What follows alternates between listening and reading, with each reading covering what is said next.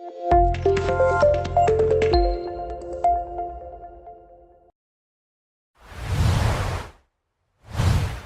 morning, everyone, and welcome to the European Dragonboat Federation Forum.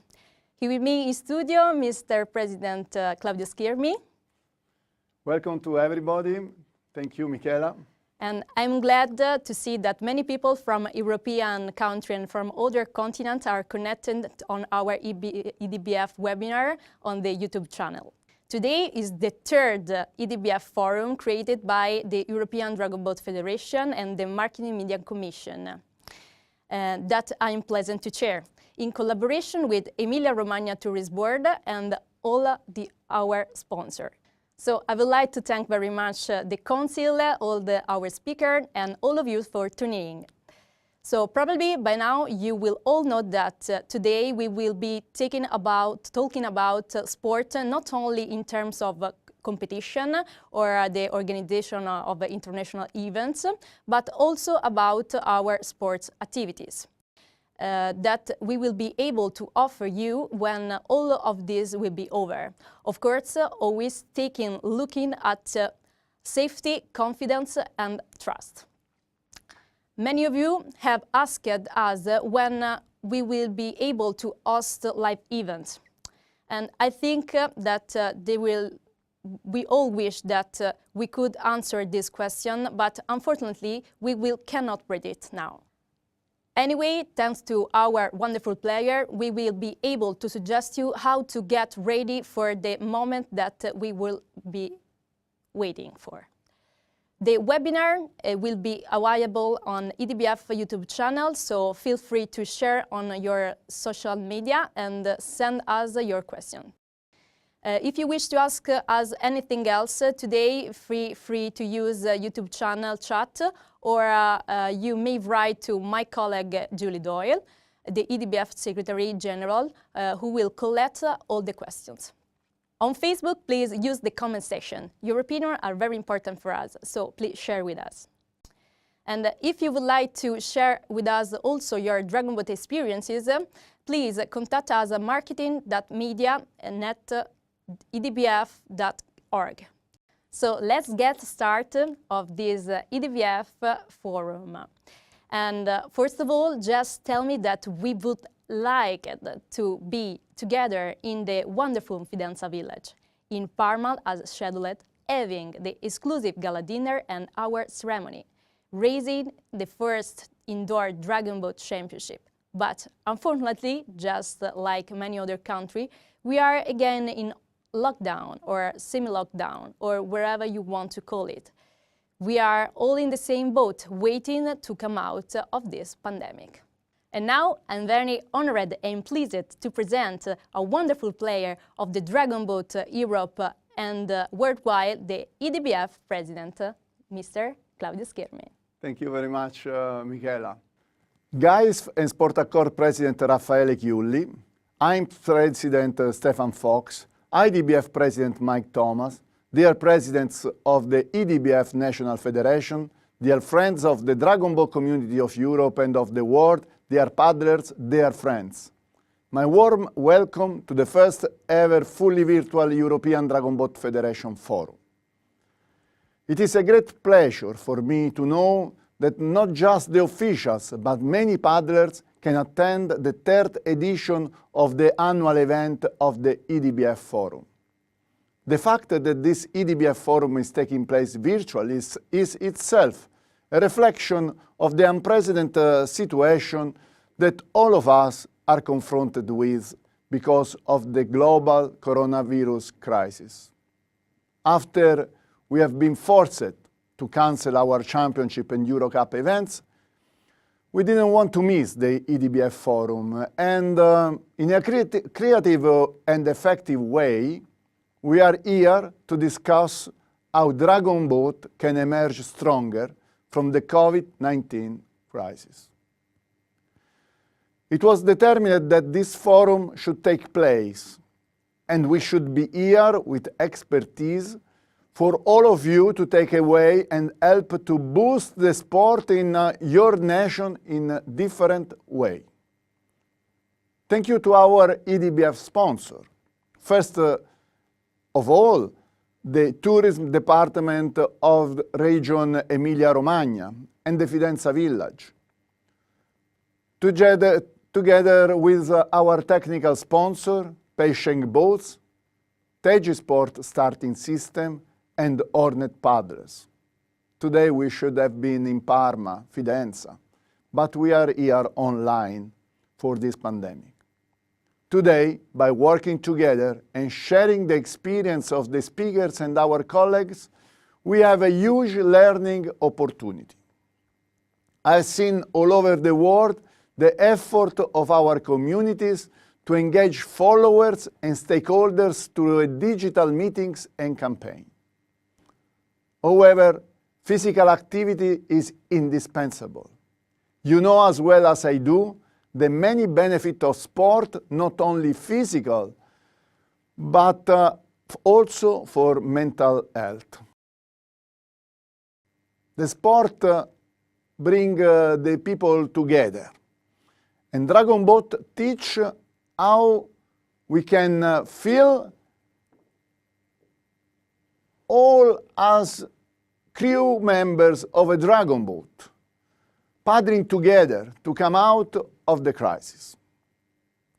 In time of social distances, everybody appreciate and remember when we were paddling together, and it is strong the wish to come back together again. For the dragon boat community, our sport is part of the solution. We have to practice outdoor sport. We have to keep fit, even with training at home. And we have to come back and boost our project with the safety protocol adopted in some nations. We are here to learn. We learn every day, and the intention of this forum is to share a common education to our values and our goals. More than ever, we need to share our Dragon Boat values of excellence, friendship, respect, and solidarity more than ever. I want to congratulate with our IDBF members. They show us their efforts to continue their mission to promote Dragon Boat in their nation, continuing where possible to organize live sport competition in safety way, even with the ongoing restrictions. This is a very important signal for our community and give us confidence for future events, in particular the future European Nation Championship and the European Club Crew Championship in Kiev 2021 and the European Nation Championship in Ravenna 2022. We don't have to forget also Barcelona 2023 and possible Belgrado 2024. The report of the IDBF Commissions regarding where we stand today and the inspirational speech of the Olympic testimonial of our sport, Davide Tizzano, two-time Olympic champion in rowing and participant to 2 editions of the America's Cup, Klaus Di Biasi, a legend of the sport, a legend of diving, 3-time gold medalist in a row from 10 meters, and Sue Holloway, the chair of the Athlete Commission of the International Dragon Boat Federation, and also Olympic athlete both in the Winter Games and in the Summer Games in 76, and after medalist in Los Angeles 84 in kayaking. They will bring us to the final part of our meeting with a panel with Germany, Italy, Great Britain, and Czech Republic to discuss the crisis and governance of our sport. So, my friend, enjoy the 3rd IDBF Forum, the 3rd IDBF Forum virtual. And today, it is now the moment to introduce you the next panel with our special guests for their keynote address.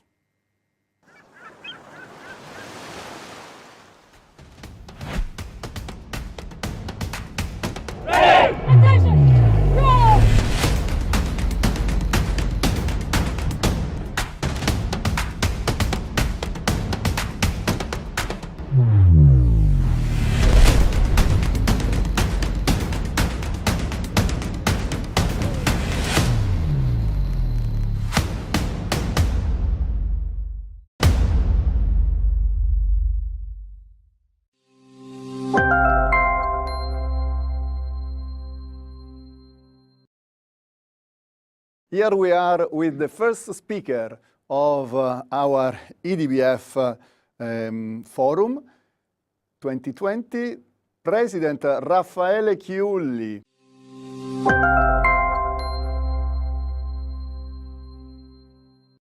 The president of Sport Accord and of GAISF, a good friend of the Dragon Boat. Last year he was in Milano and he received the Chu Yuan Award from the European Dragon Boat Federation for his effort and his support to Dragon Boat sport. He is also a Dragon Boater because I had the pleasure to paddle with him in a Dragon Boat with his students, and it was a very good experience and is in our heart and in the heart of Raffaele. Thank you to be here. The floor is yours. Thank you very much, Claudio. Yes, indeed. It was a fantastic experience to paddle on a Dragon Boat.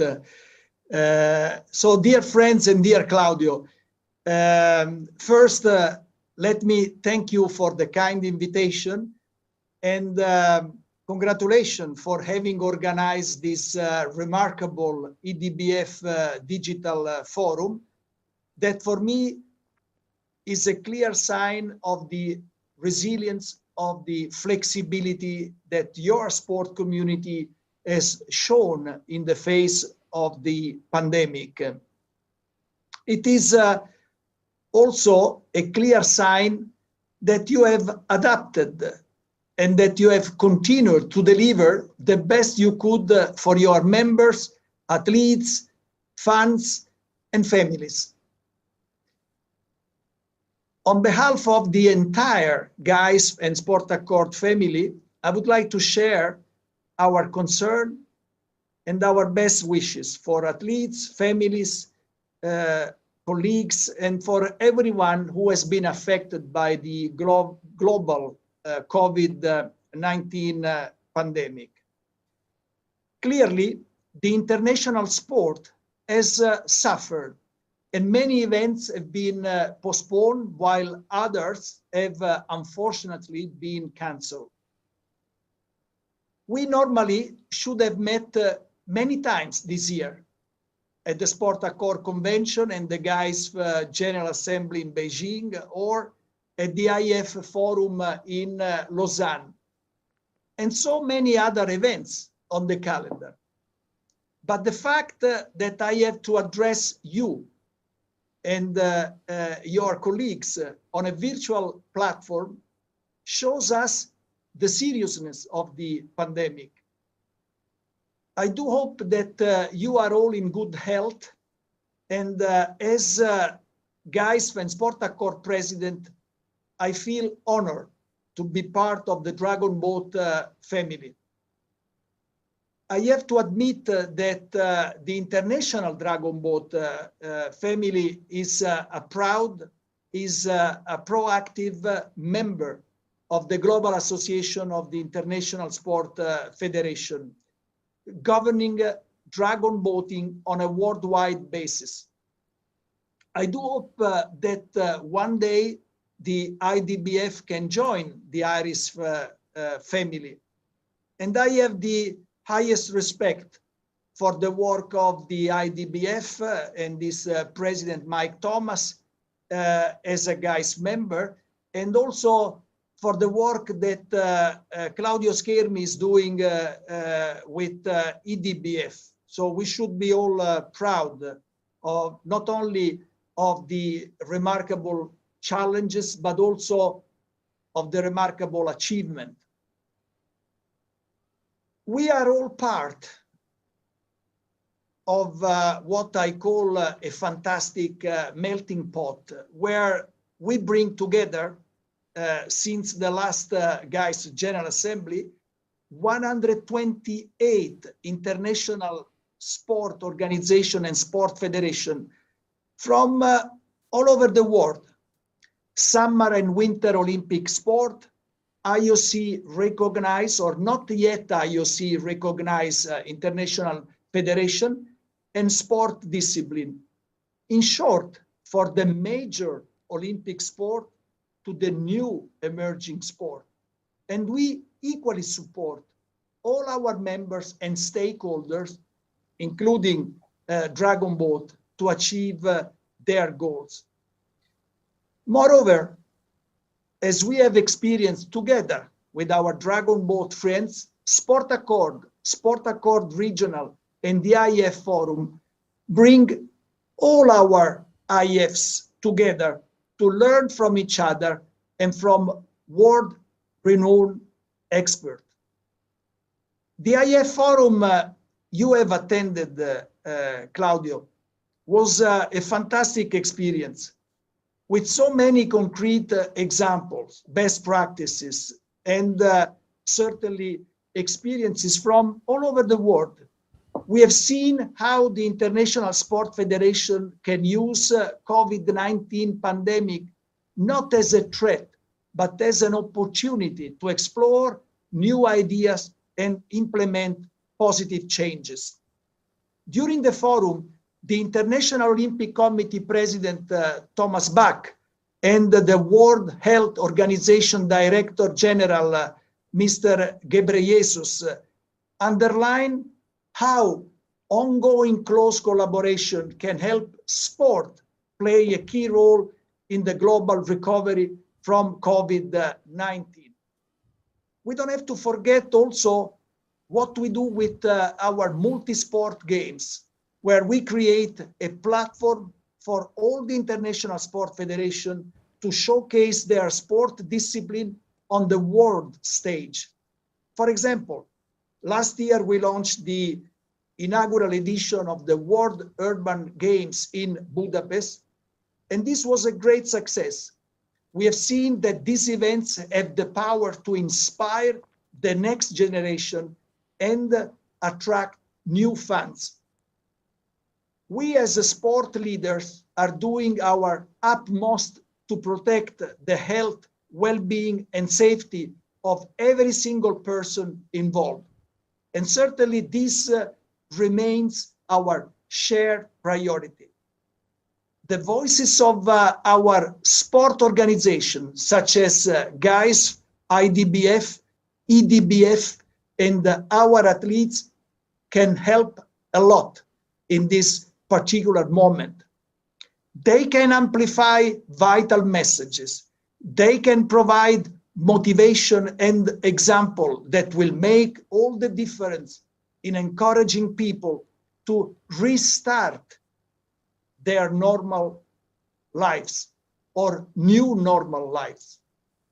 As you can well imagine, the situation in my home country has provided me with an acute awareness of the virus threats and the impact. I encourage you all to do everything you can to stop its further spread. As Claudio mentioned before, I had the pleasure to personally experience Dragonboat exactly with Claudio. Claudio is a passionate ambassador of your sport. And certainly, I do continue to read with great pleasure the Dragonboat newsletter with a lot of very interesting articles. And I like very much when you give the athletes an opportunity to express from one side their expectations, but also to outline their great achievement. I'm looking forward to a continued cooperation with the IDBF in GUYS and Sport Accord, and certainly Aris. I wish EDBF and you, Claudio, all the success, and I hope to see you all very soon again on the field of play. Let me conclude by saying that sport showed once again how it can bring communities together and help us focus on the beauty of the team effort, but also on the lessons of winning and losing with fair play. lessons that I believe are more important now than ever. Let's team up. Let's play together. Together we are stronger. Thank you very much. Thank you very much indeed, President Chiulli, Raffaele, for your speech, an inspirational speech that goes straight to the heart of all the paddlers and give us the full understanding of the importance of this forum, because we want to share, following the example of the GAISF, the education campaign that you do with us as official of international federations. Now we want to go and share this knowledge and this experience with our members. So from the top to the bottom, from the bottom to the top. So thank you very much, Raffaele. And now we have another very important guest, that is Stefan Fox, President of the IMSA, and he will be the next speaker. Thank you very much. Thank you.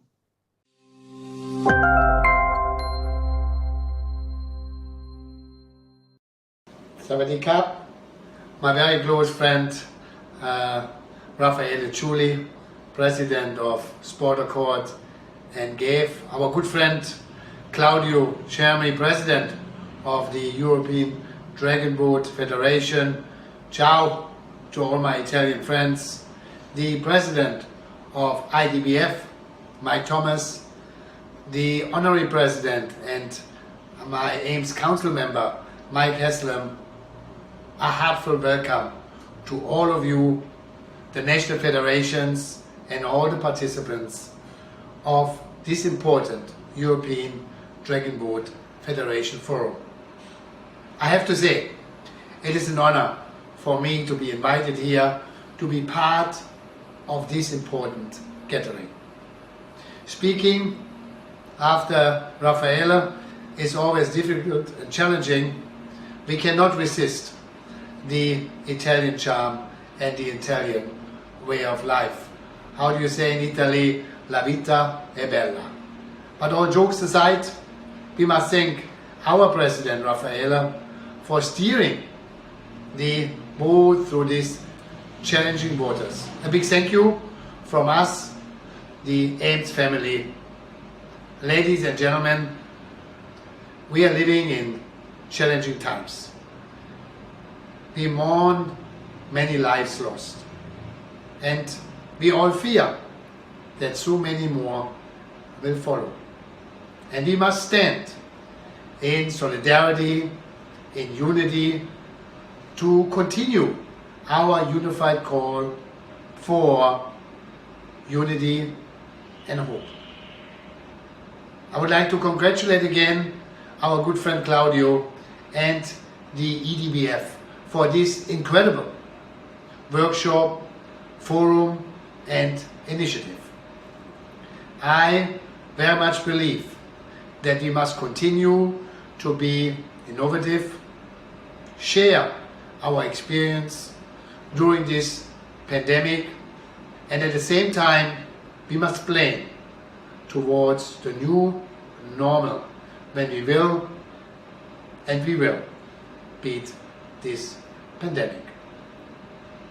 I have no doubt that very soon we will meet again on the field of play. Myself, living in Asia for more than half of my life, I understand and I'm a very big fan of the Dragonboat community, or Langshu, as our Chinese friends call it. Dragonboat is more than a sport. It's a way of life passed down from generation to generation for over 2,000 years. We all in life, regardless from what culture we come, we all have our childhood stories, and we all have heard in Asia of the legend Xu Yan and the tradition he has started over 2,000 years ago in ancient China. Every year, the Dragonboat community and China itself will leave and honor his legacy on the 5th day on the 5th lunar month. This is where the biggest dragon boat festivals are staged. From the ancient days, dragon boating has moved into the modern world, but what is important, it has kept ancient traditions alive and have become the governing body for the sport of dragon boat. And there I really must congratulate once again the IDBF and certainly the EDBF for the development they have done in the last decade. Dragon boat is not only vibrant, it has an amazing spectator appeal, and we see every day national to regional to world championships in which the IDBF has spread the sport of dragon boat to every part of the globe. But in my opinion, these are more than just sporting event. It is a festival, it's a family-like atmosphere. It's much more than just a sport. It's about team building activity in which the strengths and ability of each paddles determine the outcome of the race. What I've seen and experienced in the art of dragon boating is how easy it is to be part of a real social event, let's say a festival by example, but at the same time the paddle crew can really advance to the elite competition in a very short time. IDBF is an important member of the IMSA family. IMSA, the IOC recognized umbrella body for sport thriving for IOC recognition. IDBF, in fact, has been one of the founding members of the IMSA family and have set the foundation we stand here today. But more so, over the last years, IDBF has done exceptional work to put the sport forwards towards the highest recognition. And IDBF very much is promoting in every day's work the Olympic values. Dragon boats stands for fair play, non-discrimination and inclusion. And myself, as the president of IMSA, will continue to do my utmost best to support IDBF in any way possible. If I could sum up dragon boat and IDBF, I would call it an art and sport with an ancient past and undoubtedly a very bright future. I'd like to thank you again for having me here today, and I wish the forum and all the speakers good luck, and please stay safe and stay positive. Thank you. Thank you, Stefan, for your speech. And now we have another very important person for the Dragon Boat movement worldwide, the president of the International Dragon Boat Federation, our friend Mike Thomas.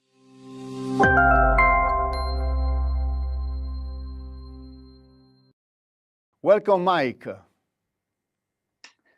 Thank you, Claudio, and good morning and a very warm welcome to everyone attending the virtual EDBF Forum. Since the last forum in Milan, the world has been involved in a battle against COVID-19 in a very challenging year. Europe has been badly affected with a huge loss of life, and we're very, very sad and pass our condolences to everyone who's been affected. I hope that in next year's forum, we will be able to meet in the same hotel where we can chat casually over a cup of coffee or share an after-dinner drink. Electronic meetings do not allow these vitally important opportunities to exchange opinions and motivate each other. It's been a really difficult year for every sport, and both the IDBF and the EDBF championships have not taken place in 2020.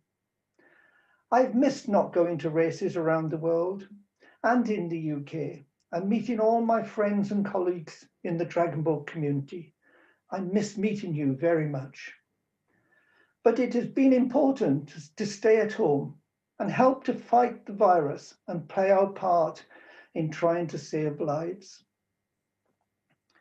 The IDBF had a council meeting in September, and an excellent synopsis of the decisions and policies agreed was reported in the October issue of Longjaw News, the official newsletter of the IDBF.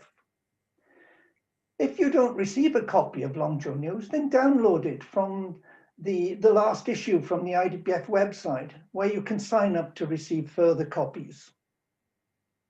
Last Saturday, we held an extraordinary Congress, the first in the history of the IDBF, and thank you to the 12 EDBF countries who attended. Important decisions were made to open the bidding for the 2024 championship and to monitor the situation with regard to Seville in 2023. The dates when the bids will be required by was deferred to the EDBF executive, where they will consider the financial impact in the world, and certainly bids will not be required before June next year. It is hoped that the IOC will announce their application process for recognition in the spring, and we have been busy in preparation for this new application procedure. It will be the fourth application, our fourth application, and as always, the issues with the ICF will be pertinent. Earlier this year, the EDBF celebrated its 30th anniversary, and next year will be the 30th anniversary of the formation of the IDBF.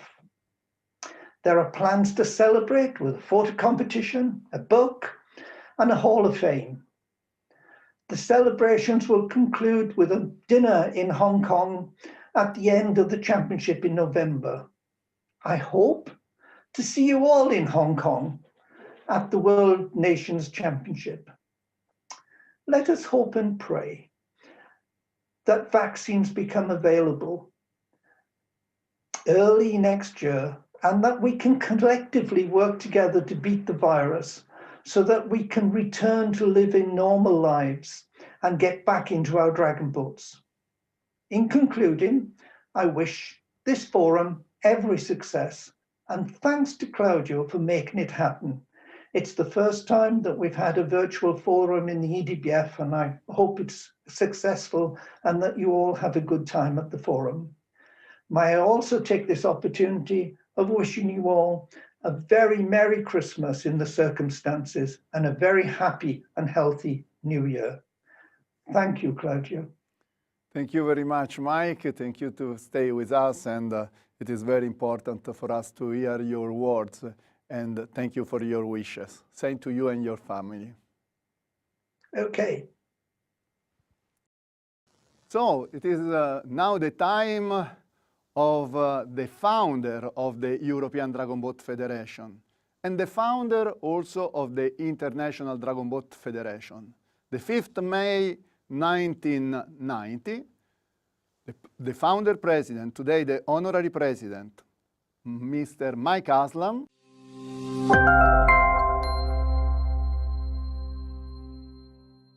started this long journey, and today we are here at the forum, and we have the pleasure and the honor to have with us Mike Aslam, a good friend, a mentor, and a very important person for the sport, and it is one of the reasons why we are here, because we started in 1990. Thank you, Mike. The floor is yours.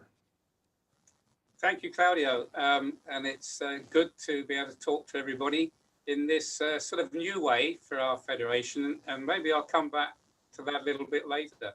But it's my honor and pleasure to be with you. It really is, because one of the founding principles of our federation, which is quite different to many others, is that we were a federation by the paddlers and for the paddlers, and if you take it in that vein, then this forum is an ideal way of paddlers talking to paddlers, we're all paddlers at the end of the day.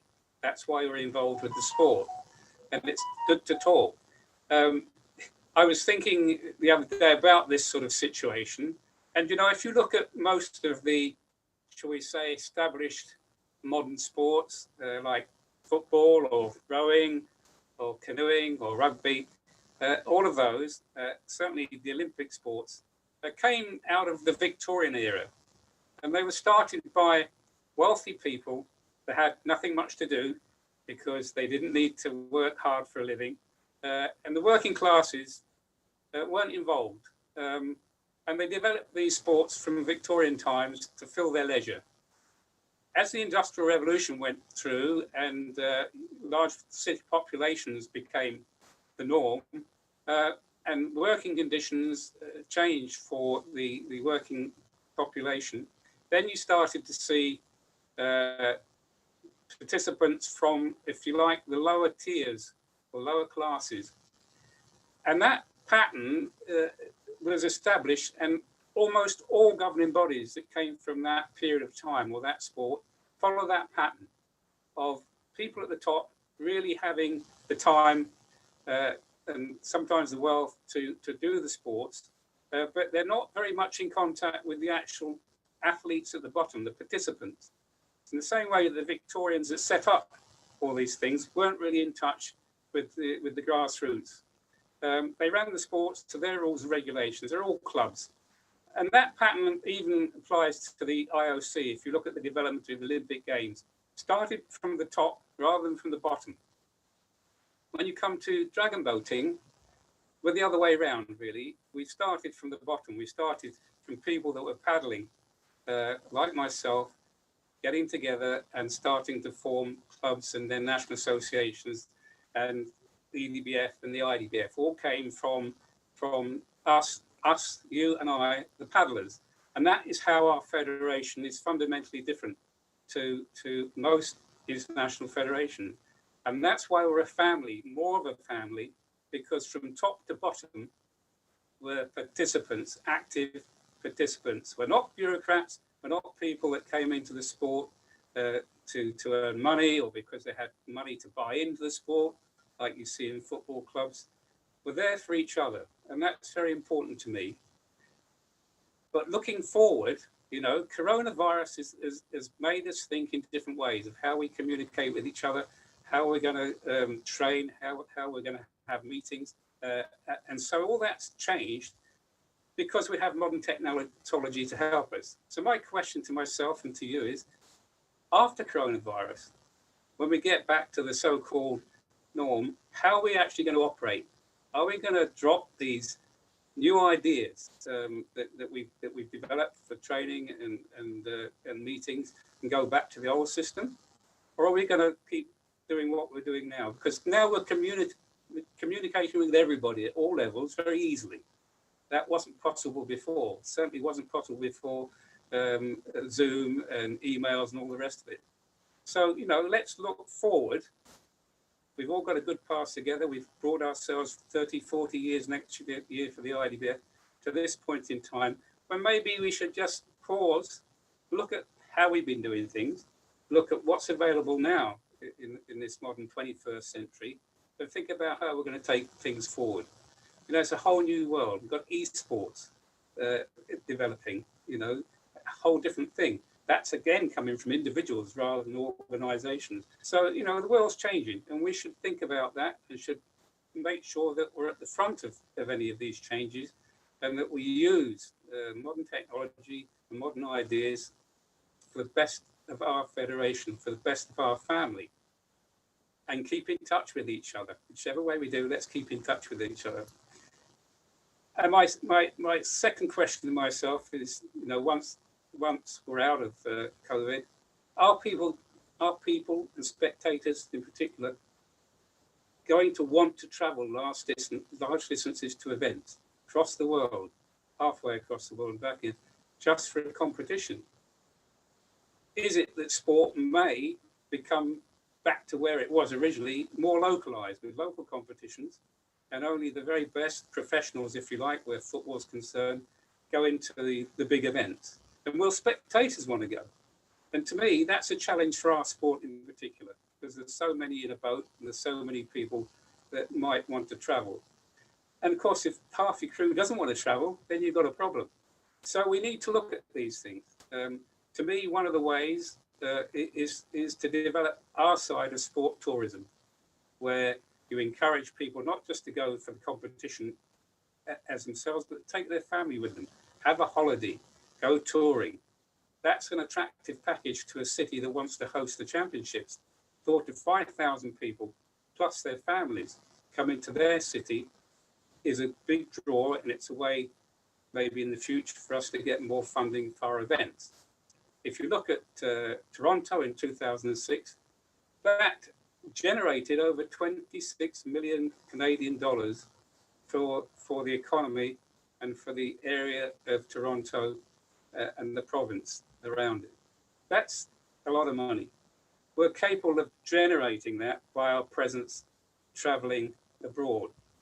But to do that, I think in the future, someone will need to encourage us to travel abroad. And to do that, I think we should be looking at, say, sport tourism as possibly a way of keeping our excellent championships running to the standard and level of participation and everything else we have today. So that's my little message. One big family. We started from the bottom and we communicate all the way through the system and always been run that way. Don't let that slip. Let's keep our good family going, talking to each other, communicating with each other up and down the chain and thinking of new ways to take our sport forward. And I think coming back to Claudio, as the president of the EDBF, is showing ways forward. This forum, this format of the forum is one such way. So we should support Claudio in the EDBF, Mike Thomas from the IDBF, council members to help take the sport forward, but take it forward with them. Feed in your ideas, feed in your complaints, whatever. Let's communicate and keep the whole sport going forward. Thank you. Oh, thank you very much, Mike. As always, your speech is very inspiring and challenging. We all, Dragon Boat community, we are happy to take the challenge and to accept the change of this new world. So we have to find a way to come back and paddle together and to understand where are we going to.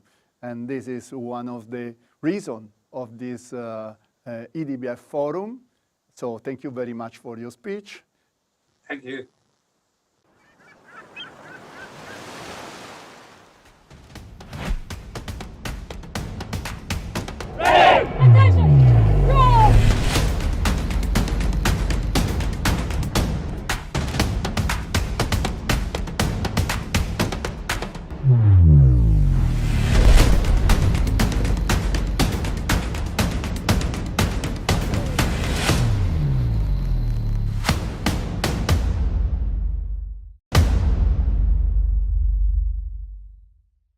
And now it is the time to go to another chapter of the forum, the Sport Medicine Keynote Address.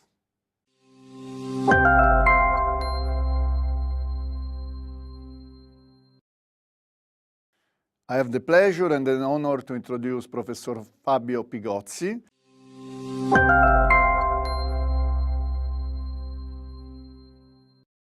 The president of the International Federation of Sport Medicine. Good morning, Fabio.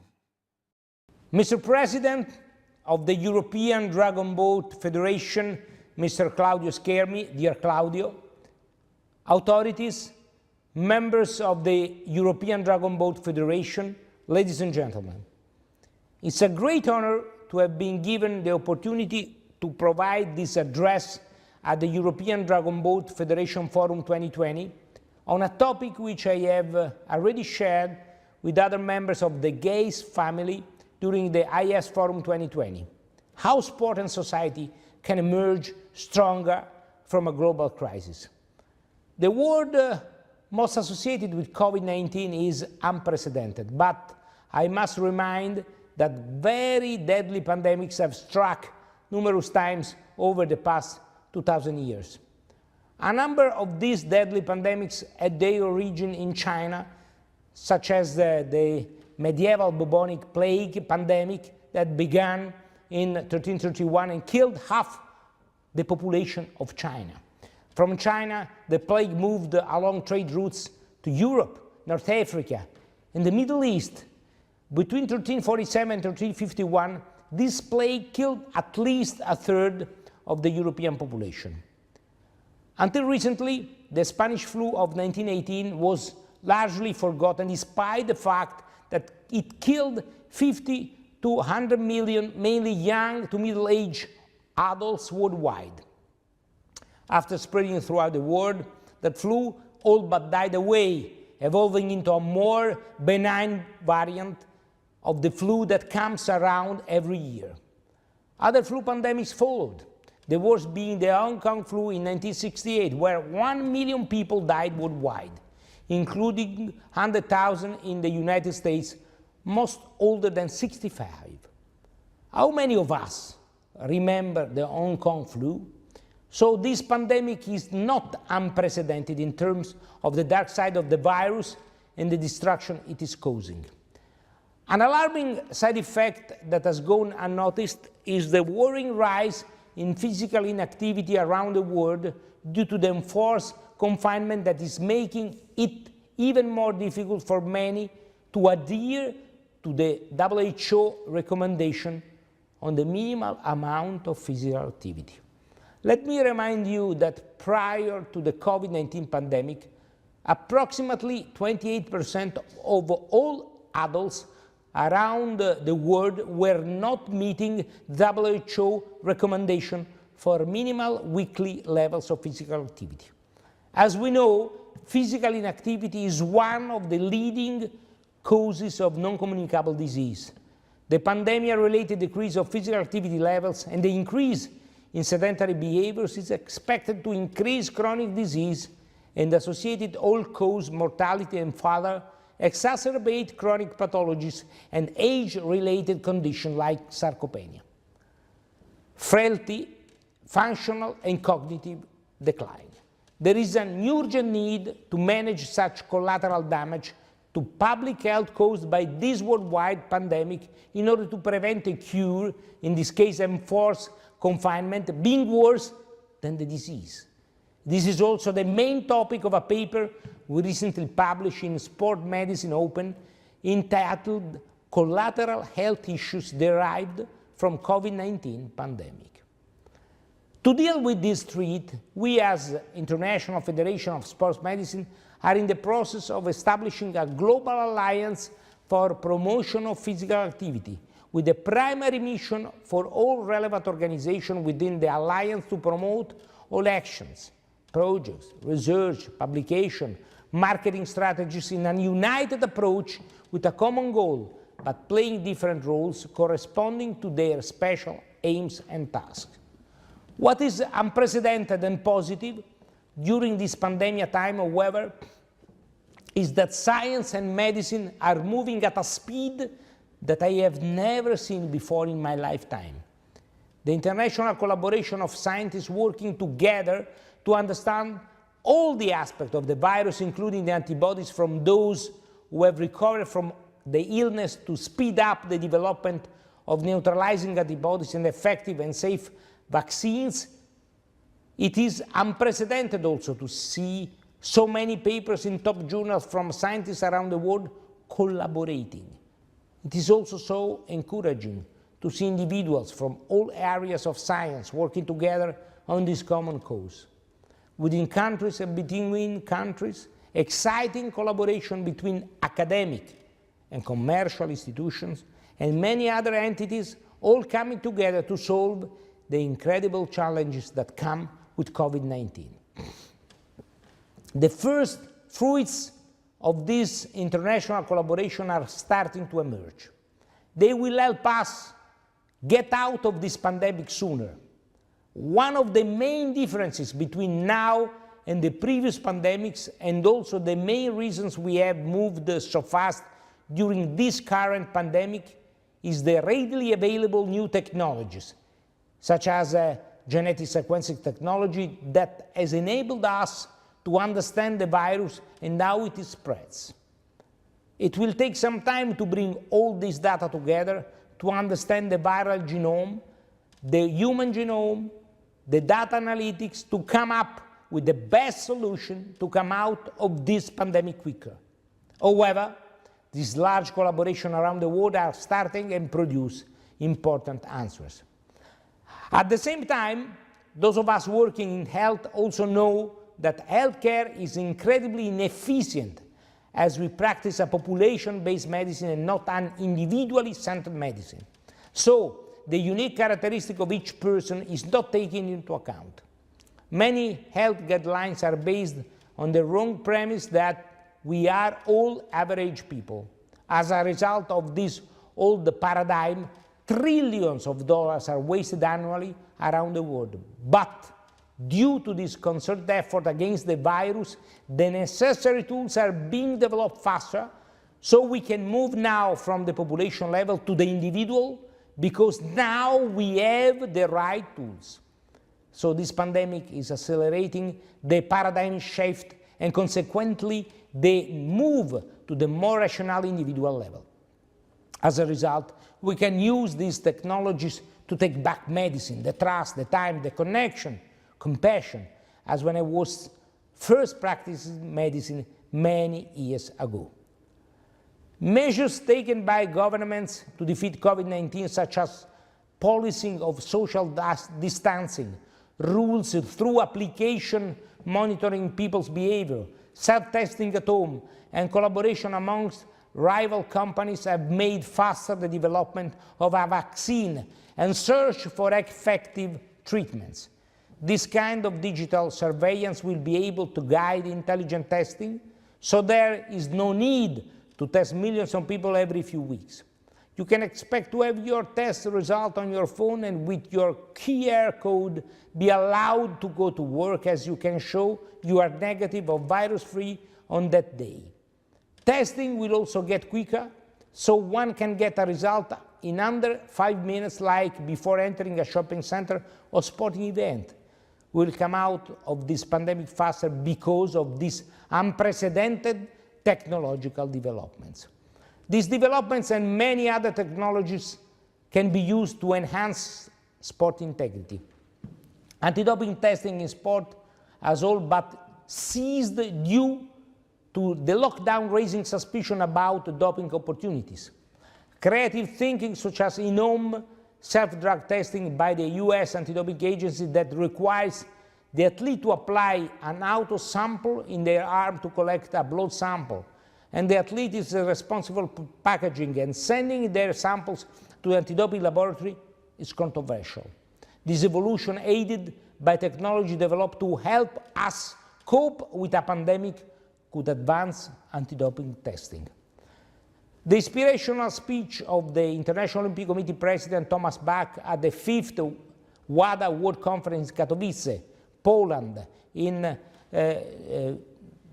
2019, and his pledge of $10 million for new anti-doping approaches with particular focus on omics technologies and an ambitious long-term storage and reanalyzing program could be game-changing and represent a turning point in the fight against doping in sport and the protection of the clean athlete.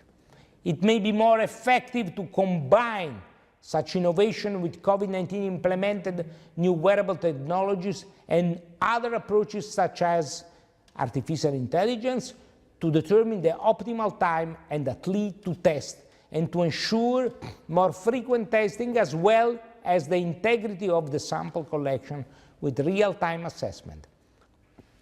These developments will undoubtedly generate new challenges such as big data management, data protection, data security, and other complex issues. However, the cost-benefit opportunity to reduce the cost of sample collection, increase frequency of testing, and convenience to athletes will help improve trust in the anti-doping system. The current pause in the business of sport due to COVID-19 provides time and opportunity to consider new approaches such as the ones I have mentioned in this short presentation. So to conclude, this pandemic will probably be around for many more months, but by working together, we will find such ways to work around this real monster, and in the process, sport and society will both emerge stronger. New technologies, such as genetic sequencing, deep and machine learning, can help bring the care back to healthcare, and at the same time enhance the integrity of sport. Thank you very much for your attention. Thank you very much, Professor Pigozzi, for your very interesting presentation. And now it is the time to introduce the IDBF European Championships.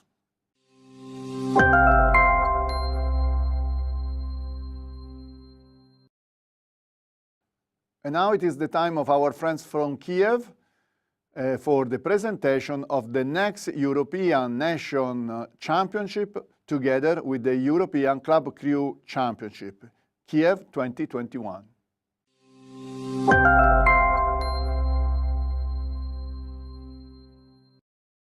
Majority, everyone stays the same of some details like location, venue. It's still same Obolon Water Stadium, which is, so it's our biggest venue, which we interrupt all international and all national championships in Ukraine year by year, and it's venue near the a sleeping area in a Kiev, and also in a good rich area, so people are from good wealth families are living there and have a walk all around every day. It's probably 20-30,000 people are walking in near the venue every day, so it will be a lot of people who would like to watch the championship. In a weekend, it's almost 70 to 100,000 people who just walk around by families and watch what's going on there. So the city, it's pretty good with 2 airports, which are not far from Kiev. We offer a transfer from each of the airports, so it's not a problem to take you from and to there once you need. It's like from the biggest, it's from Boryspil, it's like 40-50 minutes to almost center of Kiev or to any hotel we are offered to.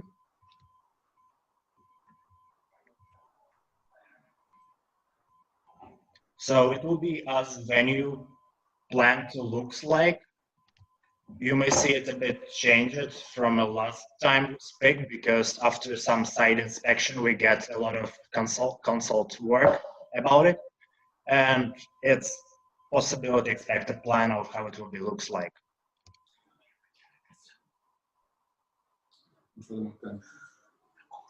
So the format, we will go through the IDBF and IDBF format of the competition race rules, with the chief official will be give it to us on a console. We still wait on new offers, and everything will go through the rules as it regularly goes.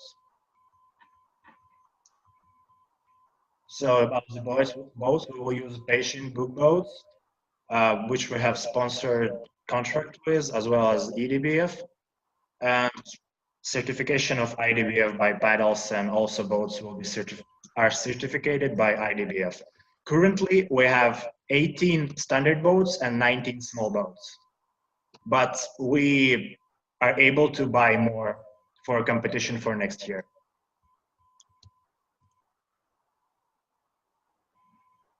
So technical, we will use a IMSA starting system for a championship. It's had no any issues. We will use it as we all the time use it. For broadcasting, we will use Most Media TV, as they are have a really good media help us in the last year, and we also plan to use them in the next year.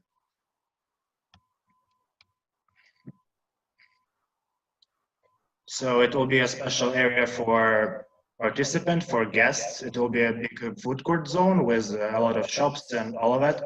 As well, we are preparing venue for athletes too, so it will be showers. It will be a zone with water, with all what they need. We are trying to make it more individual area for athletes, so any walker person would not disturb them. And we had some consulting help from Peter Yarosha and also Said, who give their opinion about how it will be better to on this championship and on this venue.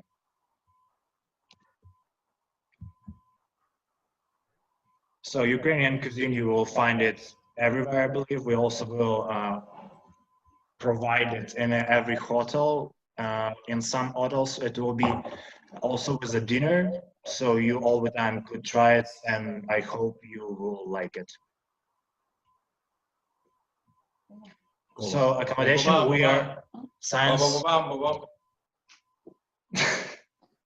So we were all prepared for the accommodation for this year, and we can give you all the numbers.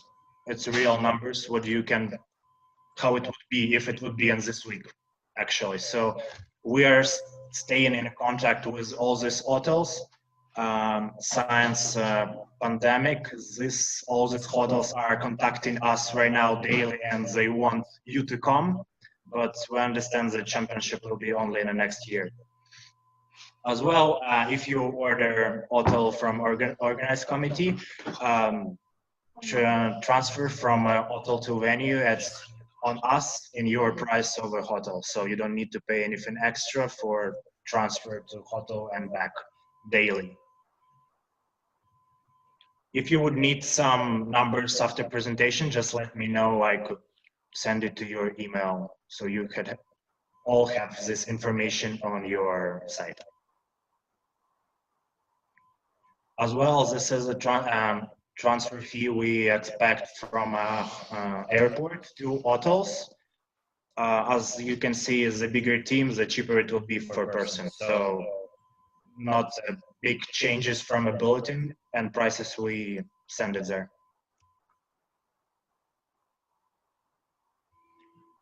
We also prepare for lunches on a venue. It's just 15 euros, and it's basically how it's look like. So it's, you can see venue, and it's 10 meters from a actually competition zone. So you can just can be on a summer terrace and have your meal, and then come back to competition. You don't need to drive anything else anywhere, and you could eat not in dishes to go. So you can eat it on a good served place.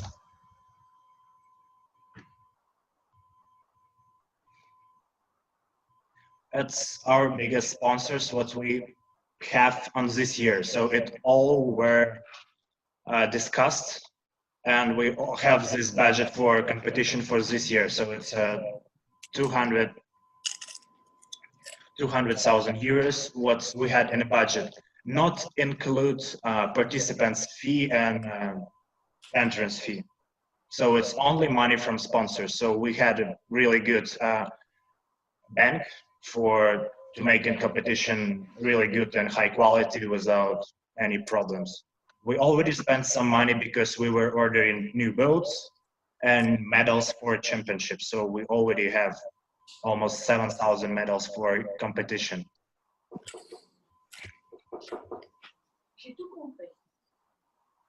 And as well, we will prepare for a lot of excursion and a lot of site visits if your team would like to.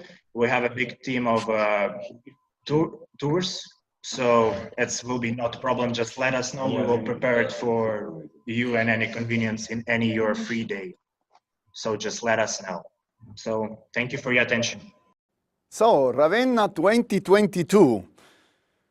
It is the time for the host address of the IDBF European Club Crew Championship Ravenna 2022, and we are here with Silvia Mazza.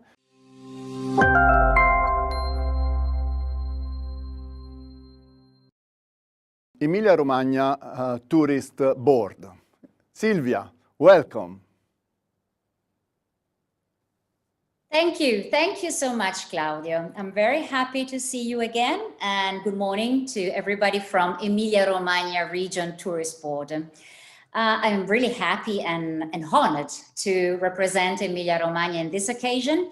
And let me bring the greetings of the General Manager, Emanuele Burioni, and the Regional Councillor for Tourism of Emilia-Romagna, Andrea Corsini. Thank you very much. I would like to introduce you some of the excellences that characterize our region. Well, this lesser known region is actually home to some of the best preserved medieval and Renaissance architecture, some of the country's most famous food, and most worshipped sport car. Indeed, you'll find remarkable art cities with stunning monuments and different UNESCO heritage sites. Well, just think that there are 8 only in Ravenna, which is an incredible number, as well as pilgrim paths, beautiful landscape, are the ingredients for slow tourism.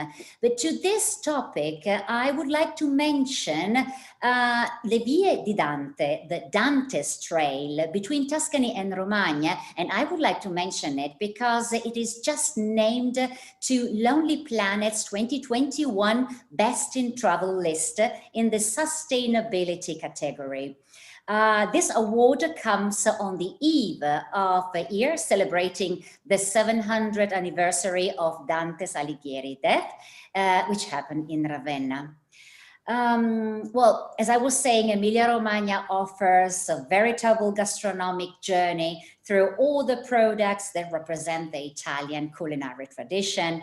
Well, a few years ago, Forbes described it as the gastronomic treasure of Italy, with its 44 PDO and PGI products. These are just quality certification.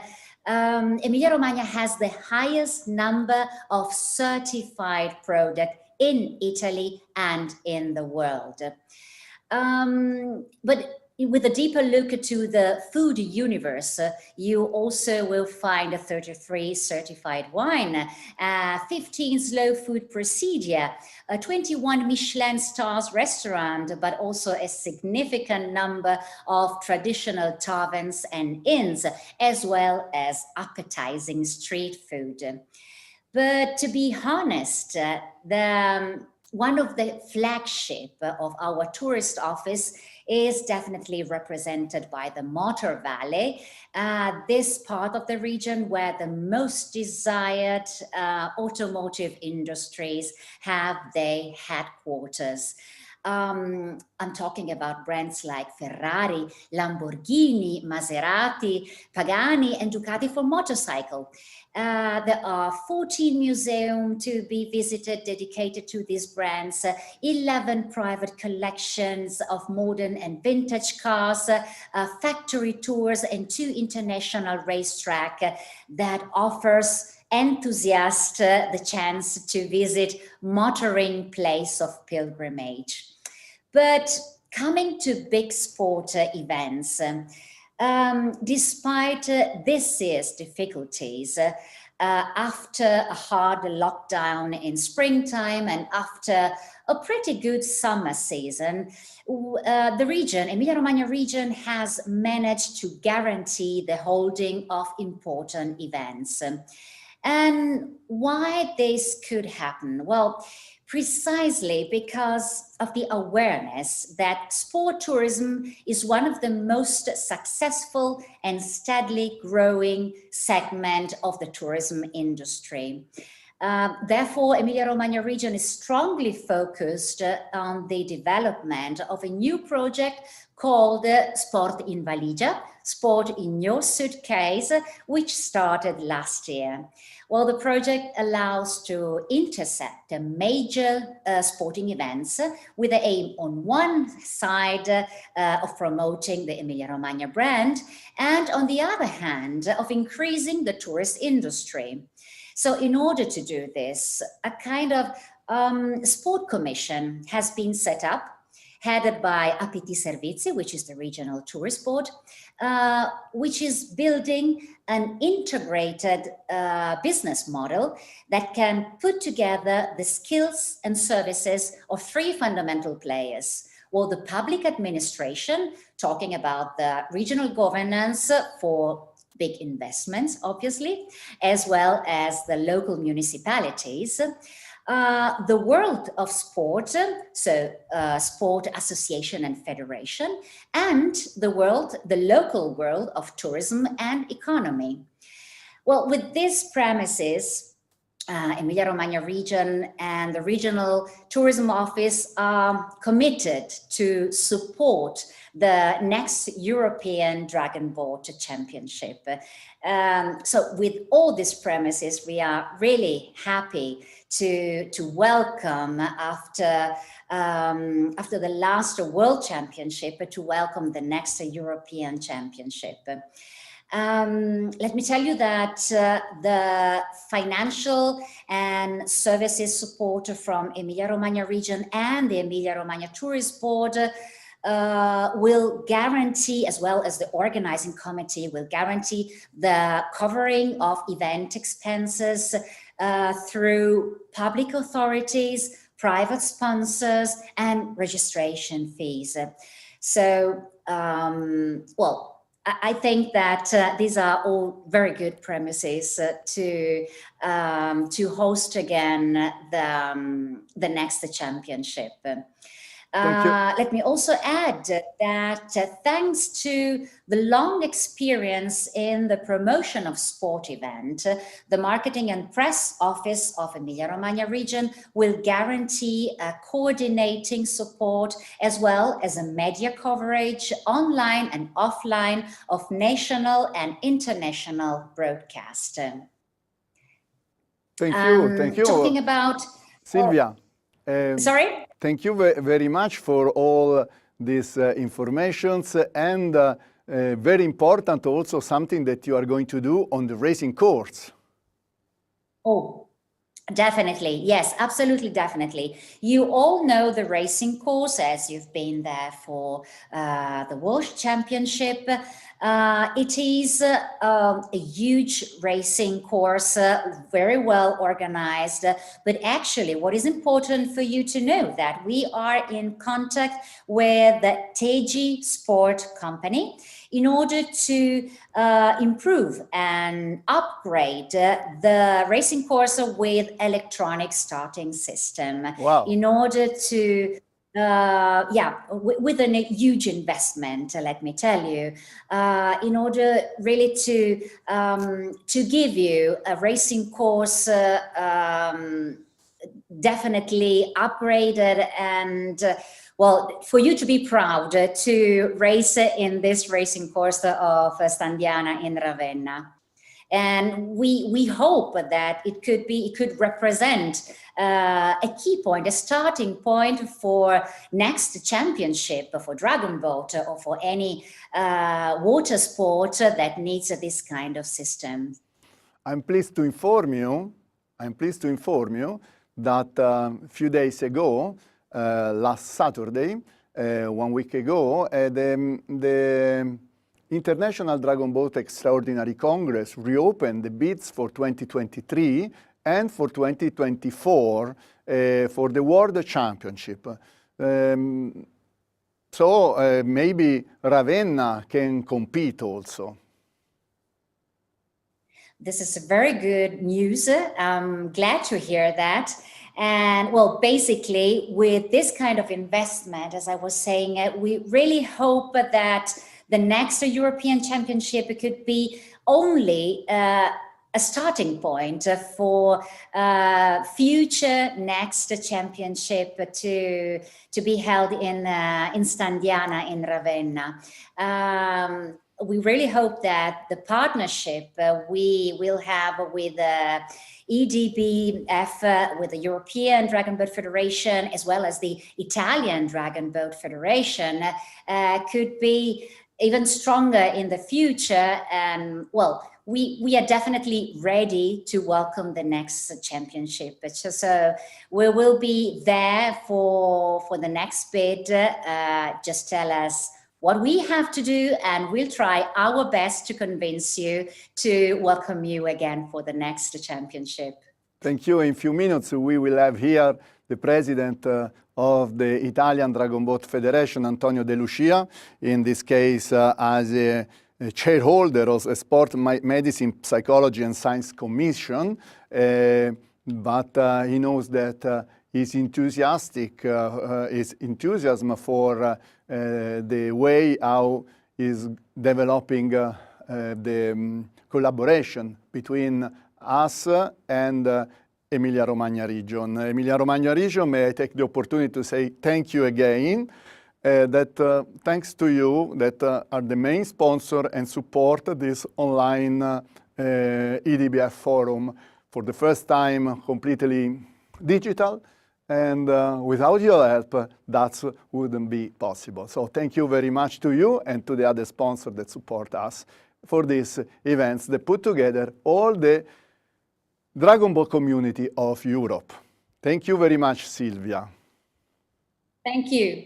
Thank you. And well, we wait for you in 2022 for the European Championship, and who knows, maybe even in the next years. Thank you so much, and have a nice forum. Thank you. We cross fingers, because in 2021 we hope to come for the Euro Cup if the sport will restart again. So if we have a chance next year to come back to competition, Euro Cup in Ravenna is one of our choice. Thank you. From our side, we will do all what we can. Thank you again, and arrivederci in Ravenna. Grazie, Silvia. Grazie. Thank you, Claudio. Goodbye.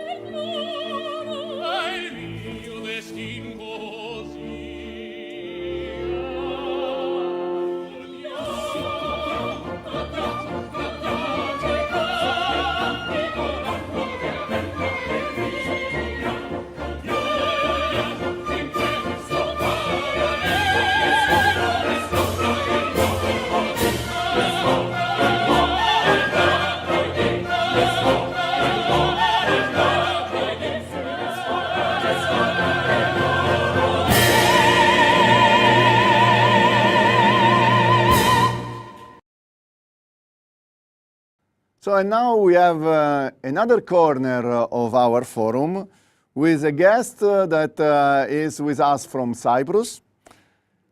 She speaks about physical and nutritional recommendation to diminish lockdown-forced sedentarism. And is with us Leila Ataye.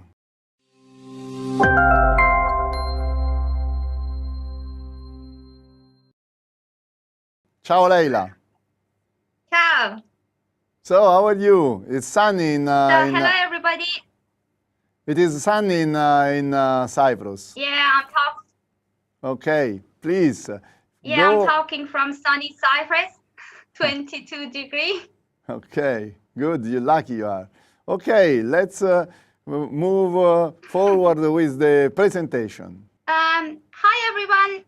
I'm Dr. Leila Atai, a sports scientist, coach, paddler, and race official. Today's talk is about practical and effective exercise and nutrition to keep you healthy and active during the COVID pandemic.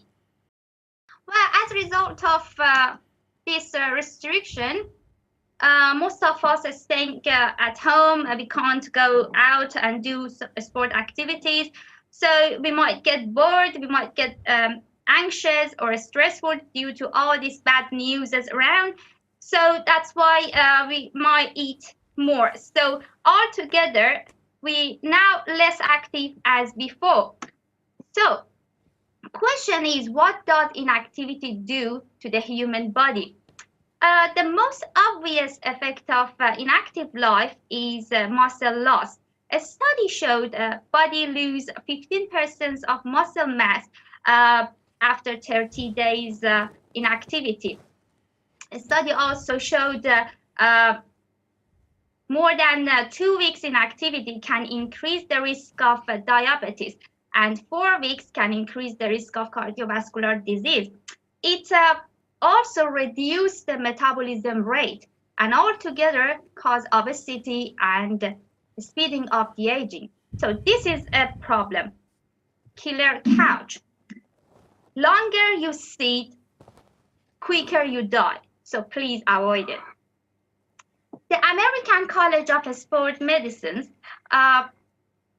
suggested that all healthy adults age 18 to 65 years should participate in moderate intensity aerobic physical activity for a minimum of 30 minutes on 5 days per week, or vigorous intensity aerobic activity for a minimum of 20 minutes on 3 days per week. Every adult should perform activity that maintain or increase muscular strength, endurance, at least for a minimum of 2 days per week. So this is no excuse for you to do exercise, because all of us can find between 20 to 30 minutes free time in our 24 hours time. We don't need to exercise 7 days per week. 3 to 5 days would be enough. So, and we don't need necessarily go to the gyms. We don't need to have special high-tech gym equipment. So, as I said, no excuse to be active. So please stay active wherever you are. So how we can stay active while we are home? Sorry for my technical problem. So for who has a swimming pool at home and or gym at home, so that you think it's easier for them to do the exercise. So I'm not talking to them. So, but people like me living in the 1-bedroom flat, a small flat, so my things it's impossible to do any exercise or stay active at home. So, but this is not true. You can find a simple things to do, like walking during you talking on your phone. So standing while you're working. I think a stand-up comedian can do it very well. Doing some simple exercises like resistance circle exercise and full body high intensity interval training are very good sort of exercise to do at a very small area, a small room or flat that you might have.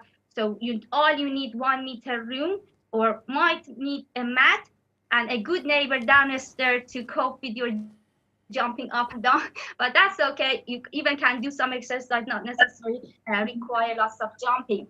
And sitting on unstable surfaces can help you to practice your balance. That's all together would be good to keep your wellness. Well, here I have some nutritional advice, which is good for any time in your life, but especially during this pandemic that we're not very active. it's good to follow to to avoid gaining weight. So what we need to do first and most, reduce your total daily energy intake 15 to 20% less than usual. Consume a good amount of protein, that is at least 1.3 grams per body weight per day, and you can divide it between your daily meals. Consume a good amount of fresh vegetables and fruit. You have to follow the 5 of a day recommendation. Avoid any refined food. And well, consumption of low fat food is very necessary, and moderate unsaturated fats such as olive oil, seeds, and nuts, which is stop you gaining more weight, because fat anyway, even is unsaturated, can give you some weight. So, and reduce intake of high glycemic index food. When you go shopping, always read the label on the food's packaging. It guides you to find the right food. If the carbohydrate is red, try to avoid such a food or not eating them a lot. So have at least 12 hours fasting period between dinner and breakfast. That helps you to burning some fat and boosting your metabolism rate. So thank you very much, Leila, for your presentation. And do you want to say something to our followers? So thank you very much, Claudio, to have me and all the audience to listen to me. Stay active, stay healthy. Thank you very much. Keep your mask tight. So bye for now from me. Ciao, ciao. Ciao.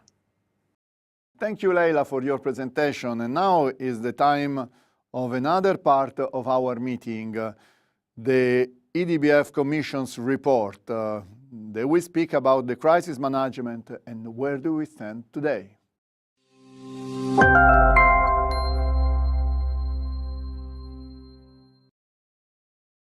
IDBF Forum 2020, we are on a new panel, the IDBF Commission's report, where we stand today, crisis management. We start with the Women in Sport Commission. We have with us the chair of the commission, Paola Pochesci.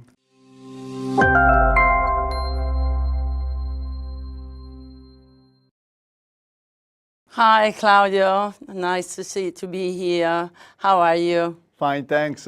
Thank you for joining us. Thanks to you for what you are doing with this forum. It's really important. So all the people is looking at you, and all the women are looking at you. Hi, good morning, everybody. Nice to see you all. I'm Italian, and I'm sorry if I made mistake with my English, but I'm actually chairman on IDBF Women in Sport Commission, having replaced Anna Socrates roughly a month ago. All my best wishes to Anna, now Vice President of the IDBF. Her support will always be taken into consideration. We are living a difficult time all over the world with this pandemic, COVID-19 outbreak. National and international championships have been cancelled due to COVID, and sport training is still difficult under safety measures and protocols. However, this is the time to look at the future and be ready for the next challenges. Women in Sport Commission, on the basis of what has already been done by Anna Socrates, wants to continue the mission of equal opportunities for women and girls in our sport. I'm a paddler. I'm one like you. I've always been playing sports all my life, and I'm certain that with an appropriate support by my family and coaches, I will have reached better, greater results. I started practicing dragon boat in 2004, initially just for fun. Then I was intrigued by this sport where men and women work together on the same boats, aim to reach the same goal. It wasn't easy to obtain athletic consideration being a woman, believe me, and a woman in her 40s as well. I competed with men and tried to find my own space and sporting respect. I gained my satisfaction, sporting esteem from my teammates and the Italian Federation. That was a goal for me. As I said, it wasn't easy, and I understand very well all problems women have in this sport as well as most sports. Many of us give up also because they don't find their own fulfillment in sports and look for it in other areas. We need to find the key to overcome impediments and increase women participation in the sport activities and management. In the German and Irish federations, we have 2 women at guidance, Miss Jute Becker and Miss Julie Doyle, who also hold managerial roles in IDBF. We want other Ute and other Julie representing Dragonboat in their country at all levels. I do believe women of third millennium are ready to take the challenge, and we can reach out for a very leading position in sport and behind. IDBF has already works following recommendation and guidelines of the International Olympic Committee for Gender Equality, a basic human right, a must of this area, where sport is one of the most powerful means to promote and achieve gender equality on and off the field play to empower women and girls. IDBF has already taken real, actual action for closing the gender gap in many aspects of the sport. We have mixed crews with the same number of men and women, as well as women crews for women only, and open crews where the best paddlers, no matter the gender, are welcome to paddle together. In addition, we have by now an equal number of men and women as vice president, and some executive positions are held by women. However, more work has to be done at the national level by promoting women to leader roles and giving them the visibility they deserve. For example, to the best of my knowledge, only the Italian Dragonboat Federation has a breast cancer survivor representative in its board. Such important and strong movement as BCS, well known all over the world, shall be better represented in every national federation.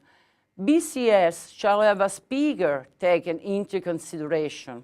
Also, we all know how effective is the BCS movement to attract sponsorships, which means access to big media and more visibility for Dragonboat. We should promote more national and international women referees. We should train more women coaches and raise awareness among teams for gender equality, also using a woman trainer support. We should promote and support the development of women in sport as athletes, leaders, and managers, organizing courses, training, seminars, workshops, and mentoring. We must start a chain reaction. The more visible women are, the more alluring Dragonboat will be. We have observed all over the world that a national champion or team enhanced interest among younger girls. In Italy, for example, the women's soccer has started to gather momentum after the national team has participated in the last World Cup. A lot of job is in front of us, I know it, and many issues have still to be highlighted. I take the challenge. With support of you all, I believe we can create a better world for the next generation. Before ending my speech, I would like to introduce Women Team Commission to you. We have Henriette Pinter from Hungary. Hello, Henriette. Yvonne Meyer from Germany. Hi, Yvonne. And Maria Belén Garcia Carrero from Spain. Hi, Maria. Each one has their own great experience in Dragonboat, and we all together are working to promote the rights and well-being of women and girls throughout this sport. Thank you again for your support and your cooperation. Ciao. Thank you, Paola. Thank you very much for your speech. Very impressive, very good that you speak with your heart. I was a little bit afraid. To your women, very good. And to everybody. It is not a speech just for the women, it's a speech for everybody, and it's a speech for us that we lead our European Federation, for the leaders of the national federations, and I hope that everybody will take the issue very serious. So thank you very much, Paola, and let's go move forward to you, Claudio. together with your past shareholder that now sits as a vice president, and she, Anna Socrates, can be very helpful for you to work together and to have space for your initiatives. Thank you very much, Paola. Okay, thanks. Thanks to you all. Bye-bye. Good. And now we have a new guest from the Netherlands, representing the IDBF Competition and Technical Specification Commission, Andries Bonschansker.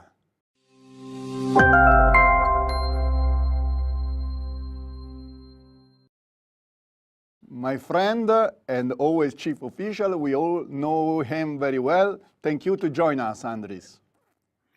Oh, thank you, Claudio. On behalf of the Competition and Technical Competition Commission, I have the honor to tell something about what our work on this forum. It's a strange year. I'll start with I miss you all. Usually I have 2 events every year. I see you all, and now we are sitting at home due to the measurements of the government, and all I have on Dragonboating is my toys. Oh, fantastic. And this is immediately the situation as it is now in the Netherlands, that we are allowed to paddle with 4 paddlers. Well, I have 4 paddlers here, and this is how we train at this moment. And that's the great thing of this dragon boat sport, and I want to compliment every paddler for this, that you just keep on training, you keep on paddling, never mind what the government says. You are developing systems, methods to stay in shape for next year Kiev. And I think that's a good thing.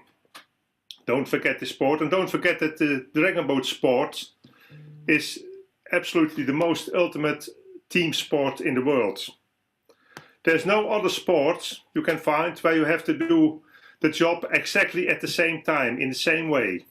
If one paddler has a misstroke, you lose that heat. So this is the ultimate team sport, and that's also the beauty of this sport. So I compliment all the paddlers of this moment.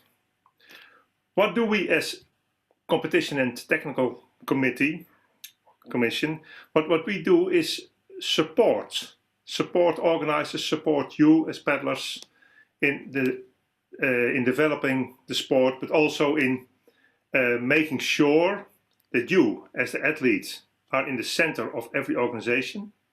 It's all about the athletes, and also to make sure that every event, every championship is fair.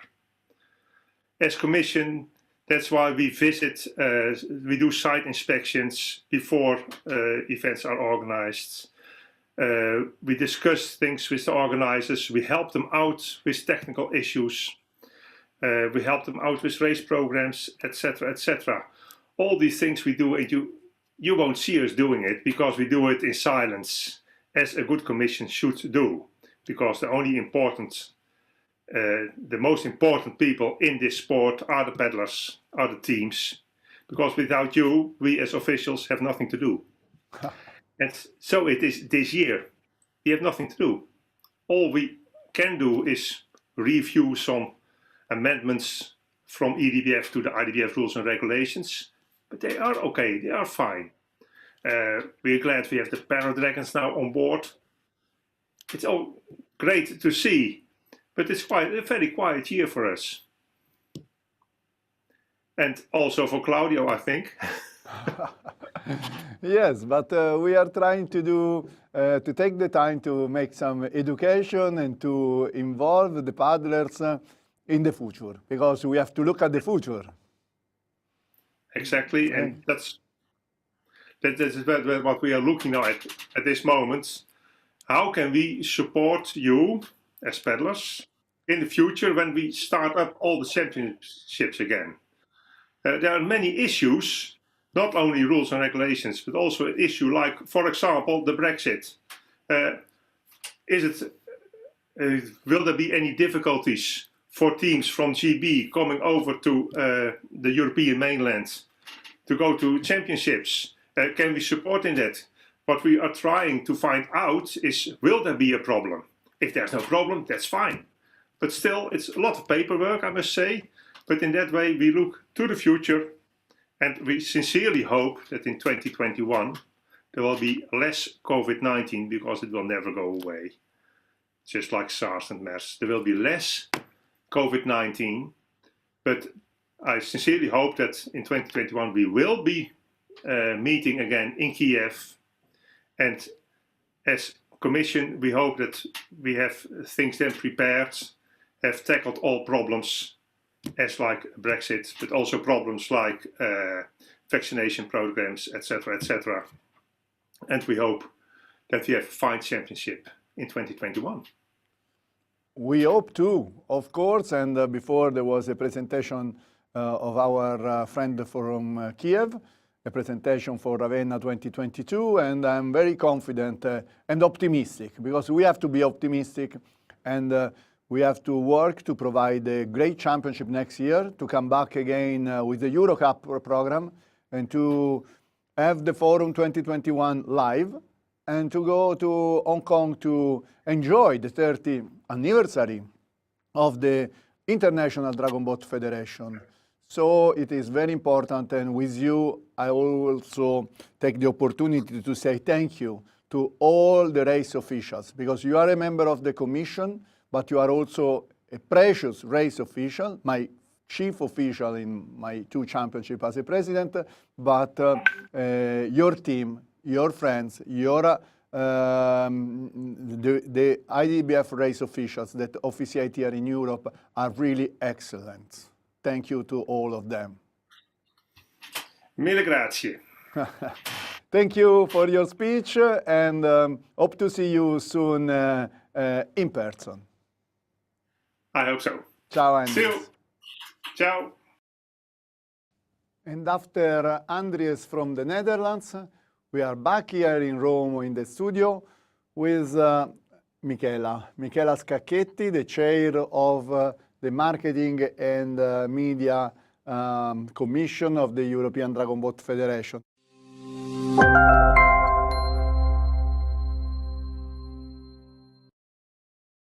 Thank you, Michela. Thank you for the effort that you have done to imagine and realize this EDBF Forum. So now it is your time as a chair of the Commission to speak about your report. Thank you, Claudio, for your introduction. And the role of my commission is very important to develop the knowledge of our sport and enlarge our big community.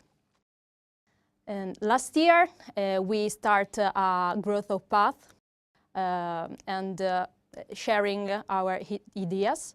But we have to postpone some ideas like for example, the proposal of building a new brand for EDBF. And this year we will work on activity on YouTube channel, and because I think it's important that athletes could share our races and some interviews, some announcement of the EDBF online.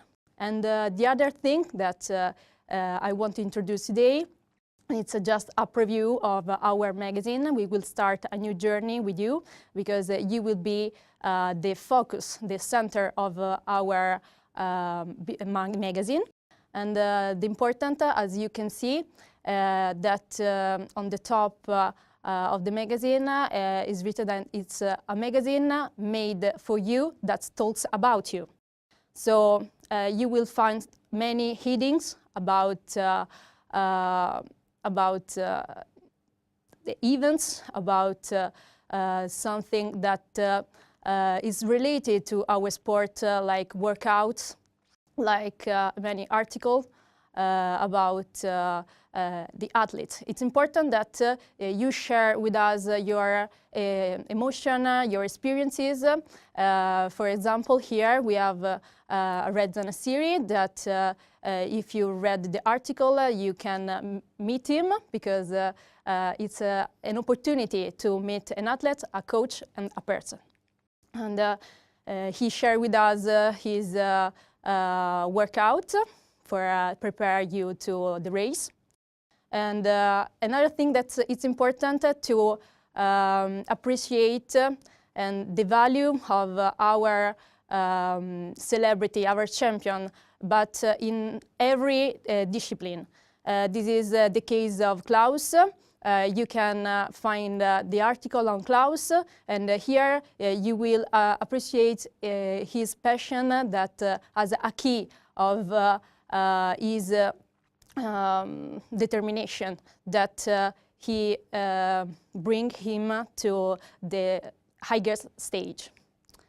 And then we will find also the next events, and dreaming also Ravenna and Kiev. We hope that we can settle down next year the event. The indoor championship. The indoor championship. And here down the results of the Euro Cup that we made in all places. And I insert also hidden about healthy receipt. You will find some receipt, I promise, are fit. And then I will insert also the heading about healthy from the Sport Commission, like Antonio De Lucia introduced before. And I would like to thank also our official sponsor for the partnership with us. And I hope that we will grow together. And I will want to ask you to answer to our question, because I will insert in this preview, this is a preview, but I will insert in the official magazine a box of question. You can be free to answer and send it online on our social media. So you can be part of our magazine. So thank you. Oh, this is really good news about it is a number 0 still a work in progress. Yeah, sure. So we will take this as the job of the Commission to our Council, and it is important that people get your invitation to send information. Yes, I would like to add that is not a newsletter of EDBS. Is also a newsletter. Is a way to share what we do for you, but we need your content. Yes, what you do for us. So this is we should grow together. Yes, that is the best things you can say. The same is for our social media. Since the beginning, you have done a lot for our social media. Some are working, like the Facebook page. We have a lot of numbers, and is growing also the Instagram page.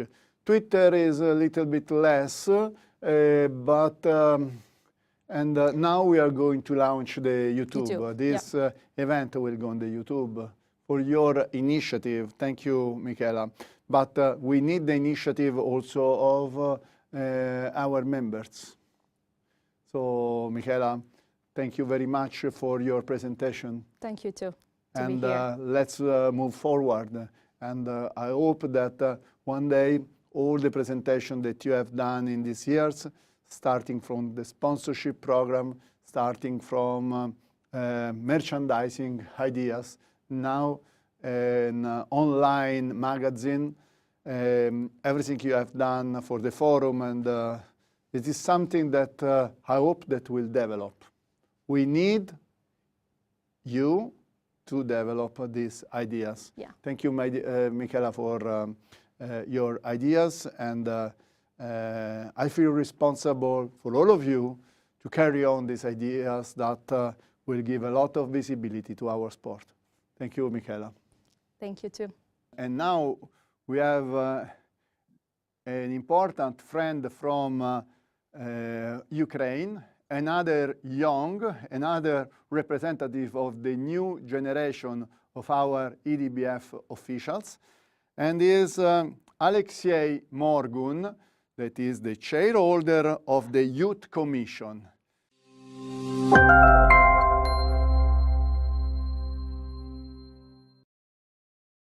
Ciao Alexei. Hello everyone. Hello Claudia. Hello. How are you doing? We're fine, thanks.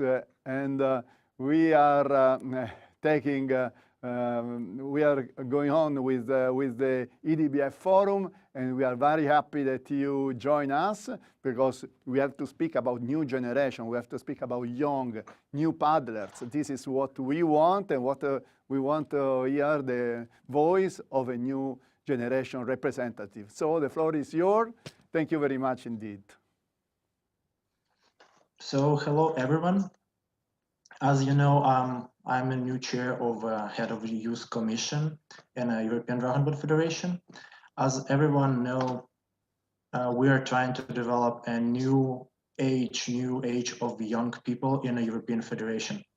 It's been a long time where youth are not being that active, but I will try to change this situation. So I will talk a bit of myself. You can call me Alexei or Alex, Alexei, as well as you like it. And a bit of myself. I've been interrupted in Dragonboat from my 11 age. And I was start with a drummer. I was a drummer, and then I come to juniors, to athletes, and so I saw all this way to be an athlete in Dragonboat. And all this way, I saw some measurements, some issues, some problems, what problematic are feeling with young athletes could be in all this path. And the last few years, I've been working as a race official and organized committee manager. So I've been developing an event organization. So I know this part of competition too. And by all of these views, I will try to develop a new youth generation in a European Dragonboat Federation. So today we have not much young paddlers. Because of the old people or athletes are coming from different sport, and young generation are being a bit in a gap. All of the athletes coming from Olympic sports over other sports, and they're being interested to be in our team sport. That's why we and me and my commission will try to develop a new way to get encourage these young people to be in teams and Dragonboat from the beginning, from the young age, from 12, 14 years, and to be with us in the future. So by that, my plans currently right now in development and commission to have more people who can be working to do, because I need to know how is a young development goes in your country. By that, dear President of National Federation, dear representatives of National Federation, please, if you have people who will be excited and interested to work in my commission and Youth Commission to develop a new age of European Dragonboat Federation, please contact with me. We will try to get better our future together. As well, we will try to develop an European Federation as well in this part too. So my development directions, what I want to follow, will go as firstly, I want to rise and gain a new age of race officials who can be working with European national championships, with the national championships, and as well in Eurocups. So we will make a specific certification, education, and then they can gain experience in the European Cups, then in European Championship, because there are not many race officials in current years in Championship. We need more, we need help, we need to proceed with this. As well, special certification for trainers, for young trainers who can be new trainers for young people, for kids, for youth generation.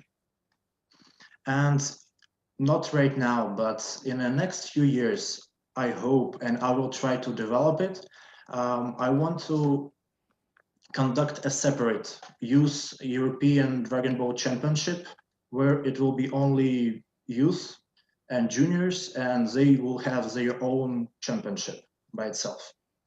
Maybe we would start with a festival or with European Championship, but we will try to work on that. That's our biggest plan in the future.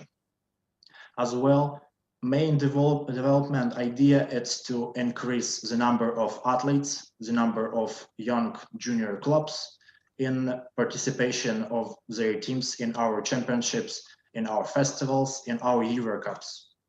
And I hope we, as a Youth Commission of European Federation, with European Federation, and you all as a national representative, can make this real. Thank you very much. As well, please join Commission. Please invite people if you have these young, excited people. Thank you very much. Thank you very much, Alexei, for your speech and for the invitation to the National Federation. Do not hesitate to contact the European Federation Secretariat. They will forward to Alexei your request, and you can find on our website www.edbf.org. And I'm sure that you can contact you can find the contacts and reach us so that in the future we can have your representative into the commissions and we can join together the plans for the future. Because when we speak about young, Alexei speaks about juniors, under 18, but we speak also about under 23, and we speak about school and about university. So this is a huge area where we can develop our sport. So thank you, Alexei, for accepting to be the chairholder of this commission, and good luck for the future. Thank you very much to you and your team. Thank you very much, Claudio.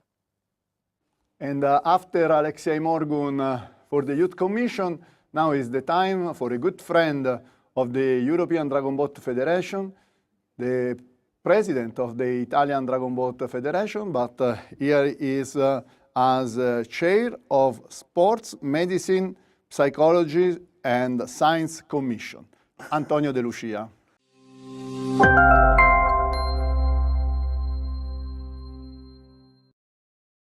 Ciao Antonio. Ciao Claudio, thank you for introduce me. And my object of my report is sport in the period of COVID-19, psychosocial aspect and psychological disorders. Is an important argument, I think.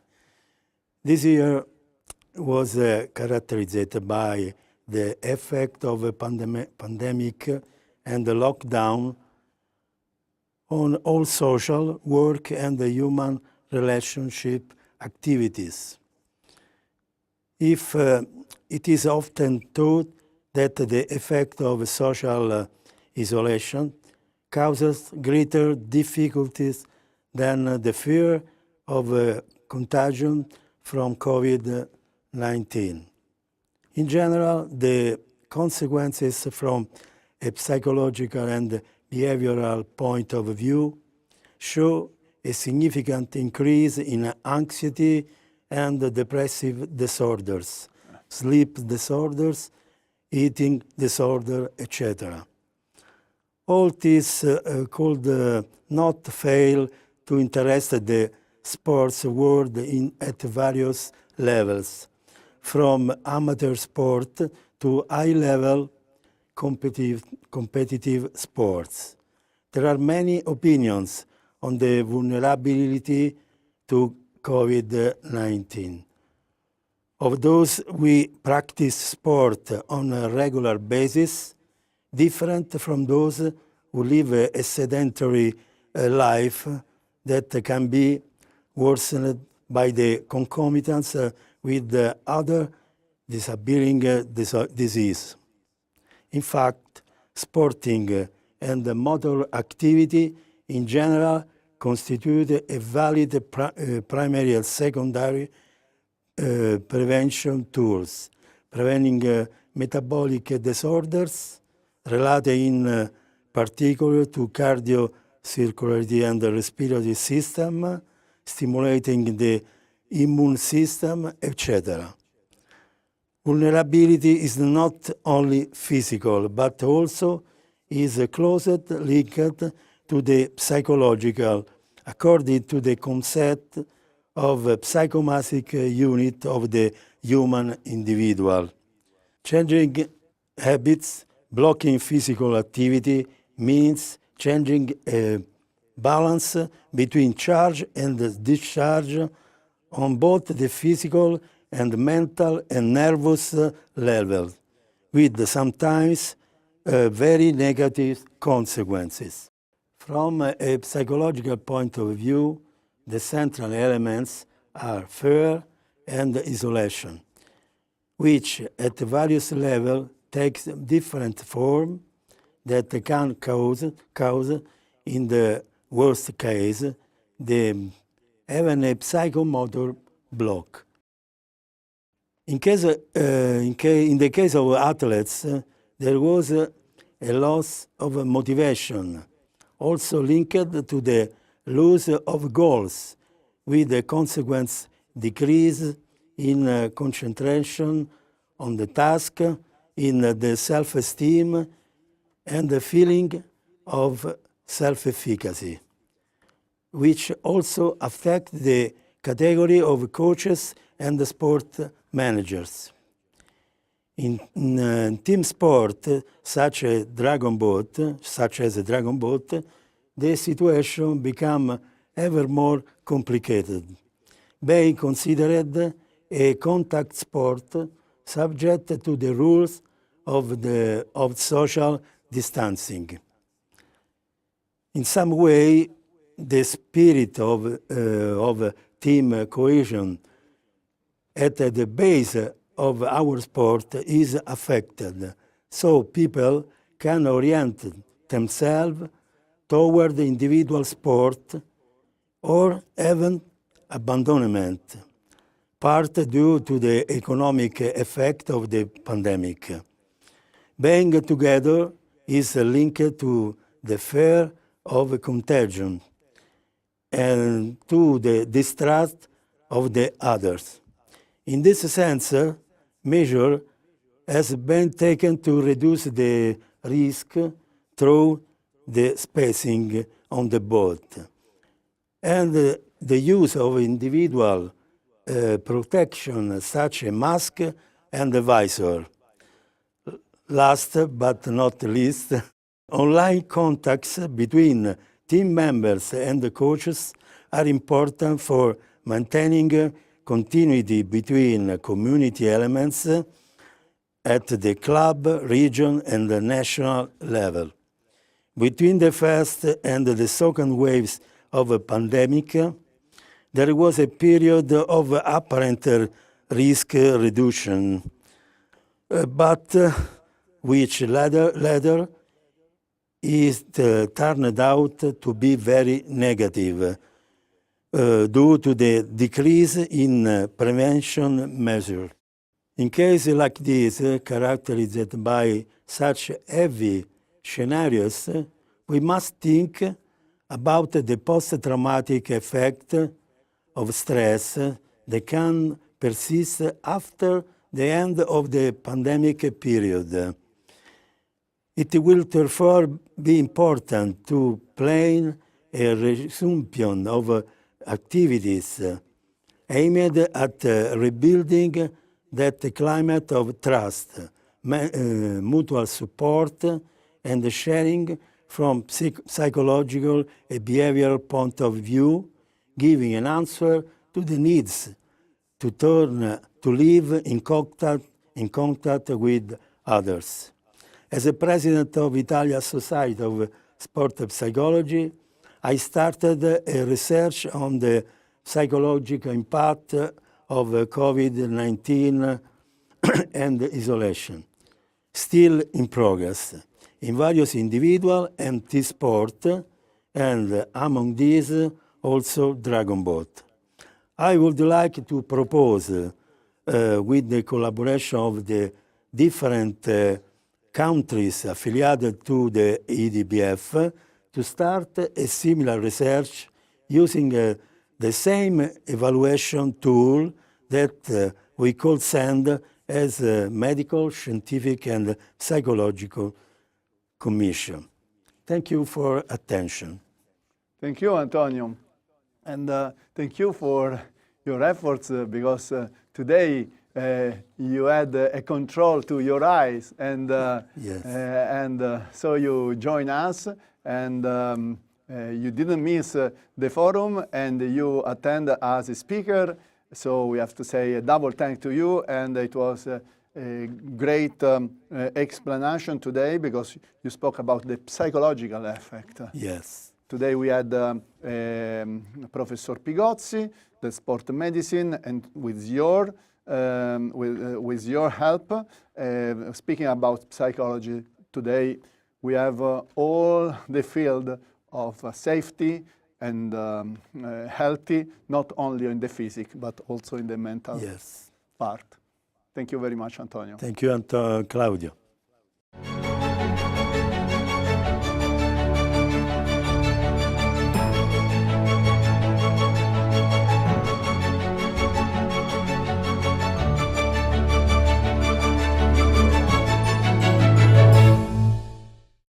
And now is the time to go to another inspiring moment of our forum, the Olympic Testimonials Dragonboat Experience.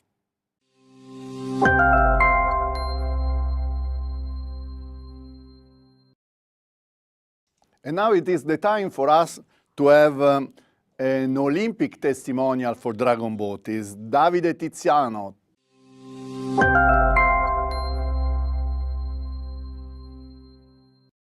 Two-time Olympic champion in rowing in 1998 and in 1996. And between these 8 years, between the first Olympic and the second Olympic, at the time to race two-time the America's Cup with an Italian vessel. And it was a great experience. So maybe start to work in a team, and after he is one of the most active in Italy, representing dragon boating, competing in dragon boating. And in 1998, you light the fire at the opening ceremony in Rome of the European Championship. Welcome, Davide. Thank you, Claudio. Thanks for your presentation. Thank you. So, the floor is yours. So, it's completely true. I come from rowing. I come from sailing. My experience is very complex in the sporting history. I would do 2 Olympic Games like rowers and 2 Olympic Games like a manager for Italian Rowing Federation. And after, in the middle, between the one Olympic and another, I would do the America's Cup in 1992 and win the world champion of sailing. But, so this is my experience in work team and high level team. But when I finished my career in the sport, I will start immediately to job like a company for the team building and learn the teamwork. And I think immediately understand that the Dragon boat is wonderful boat for all a synthesis. A synthesis because it's very, very simple, the movement, singular movement. It's very simple, the boats, the transportation, and the person that don't have any experience can immediately understand the singular movement. After the teamwork is work all together. So it's a special system for understand very quickly. And for me is after rowing, after sailing, I think this is the best system, and for learn and do a safety system for do a team building immediately. So, Claudio, you know that personally, I have a career after the sport, like a team builder. And normally, when I use the Dragon Boat after, the people that work with me tell me the same thing. It's very nice. It's very quickly understand the feeling with the boat and the feeling all together do a same thing. And for this is very immediately. In fact, the rowing and the sailing is not so like immediately. It's not so like simple for learn, for teach. And I think for fun is a very special thing, because the people that come in Dragon Boat have a nice smile, I think, and a special light in the eyes. And for this, I think is excellent approach for the young guys too, for the first step for nautical sport, I think. What do you think, Claudio? Yes, and this is very important because with Dragon Boat we can go into the school, into the universities. And this is very good for education because everybody has to be part of the team today if we want to win. But when we go to the top level race, we have finals with 9 boats in a final at the World Championship. That means 198 people racing together. That is incredible. With 20 paddlers, 1 steerer and one drummer. So you have seen this championship in Italy and in Rome and in Ravenna, and I think you have the feeling, you have done the Olympic Games, what's your feeling about this? Because very competitive sport also. Yes, absolutely. But I repeat, for the spirit is a total different. It's like a party, like a big, the big experience for the people and for the young and old people. And there's another important aspect, I think, the social aspect. I want the Dragon Boat can have for men and women, and in particular, the referee is a woman in pink. The people yes. the women that have the problem with the cancer, and I think it's a very special boat because they feeling a new life, come back on the field, come back after the big battle, you know, with another women that have the same experience, and really there is a very special light in the eyes. You organize the movement all together. You organize one of the most special events for breast cancer paddlers, women, in near Naples every year. Yeah, we have to do this experience with for the second year, the Mermaid of Ulysses Mermaid is called, Le Sirene di Ulisse, and we have a special approach because the scientific studies have proven that the movement of the Dragon Boat is fantastic for the women and for the give more power in the muscle and good big injection in the blood for especially with the people that have the chemotherapy cycles. And there is some studies in USA and in Canada that the 70% great capacity to recover and improvement after the cancer if you row together with another women in a special boat, in the Dragon Boat in particular, and with the same feeling is unbelievable, the great social value. As I think it's a fantastic experience for me, but it's same for the rowers. But finally, I think that now without any problem, I think that the Dragon Boat is the best way for do the teamwork. Because it's immediately, it's safe, it's funny, and is very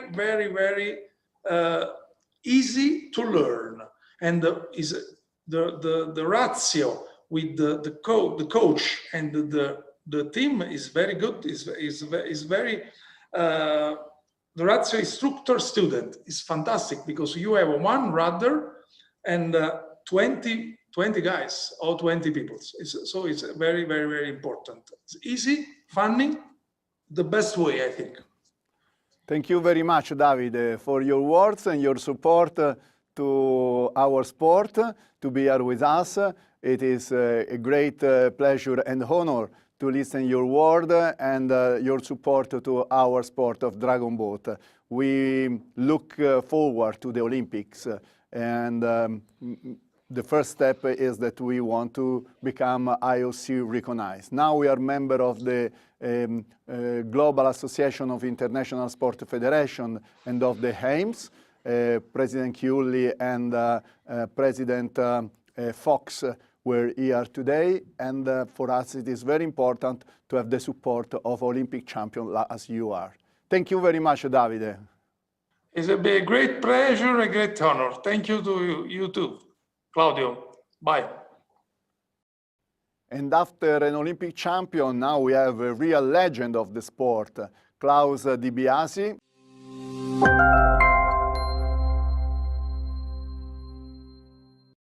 Three times Olympic champion in a row, is here with us, joining our IDBF Forum. Thank you, Klaus, to be with us. Hi, dear Dragon Boat friends. I'm happy today to talk to you. But let's present myself first. I am Klaus Di Biasi, as you heard, an Olympic diver. In between of 1964 and 76, I earned 3 gold Olympic medals and 2 silver medals. And my hobbies are skiing in the winter and spear diving in summer, diving deep underwater, you know. I reached about 30 meters. It's quite good to find the fish. Currently, I was a coach for many years, and currently I am in LEN, the European TDC, diving TDC, and also in the FINA TDC. You know, diving is an individual sport. It's a very nice sport, and the group is not present. The group, the team, but from 2000 on, the synchro team was added. But unfortunately, I could never try myself a synchro competition because I quit before. In the 80s, when I knew my wife, my wife is the daughter of the sister of Claudio Schermi. And I knew Claudio Schermi in this time after the wedding, and Claudio introduced me in the Laghetto dell'Euro with the Dragon boat. It's the first time I could practice a team sport, and I think it was very exciting. Was very, very nice. Claudio told me to put together a team with the national divers, and so I did. And we went to the Laghetto and we tried. None of us was able to row very well, so we just practiced in one round, one turn before reaching to the starting line. And then we went to the start and we went rowing very hard, and it was very nice. The important thing was to get the rhythm, everybody synchronism to work together, and I like this very much.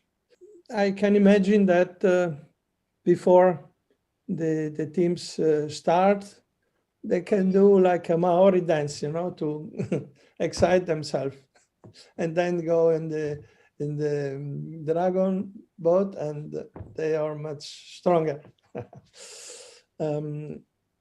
I also believe that dragon boat could be an Olympic sport. I think the only thing is to transport a dragon is very hard because 12 meters long and quite heavy. 250 kilos is not so easy. But I can imagine a dragon in the water with all expert athletes, trained athletes, and many teams. I think it could be an exciting competition, really.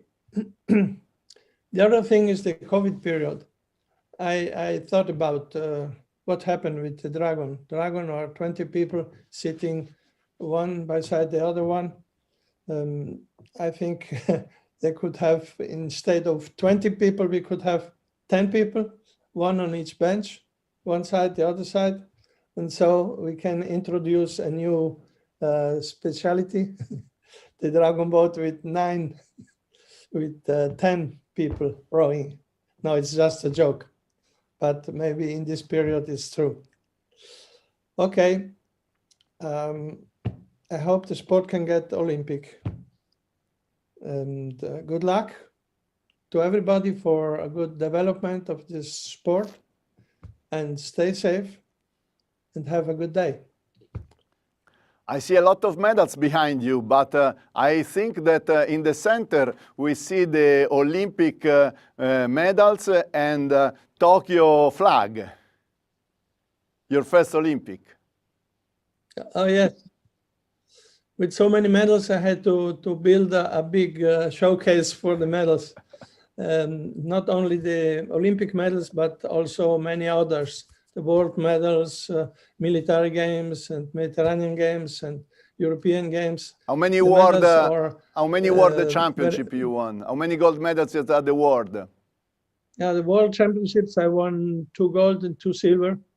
But because the world championships started only in 1973. So the only 2 championships, the first 2 championships. So the first 2 championships, you win the gold. And I had the occasion to make only 2 championships, no more. Thank you very much, Klaus. Thanks, Claudio. Thank you very much, Klaus. You got it, because we are training in this time in 10 people in a boat, and our goal now is to be IOC recognized. Now we are member of the GAIS, and we are fighting since years, and we are getting all the requirements to be as soon as possible IOC recognized, and our dream is, of course, to be at the Olympic Games. Thank you, Klaus. Okay, good luck, Claudio. Good luck to all the Dragon Boat members. So, and after Davide Tizzano and Klaus Di Biasi, we have with us a legend of our sport, that is Sue Holloway.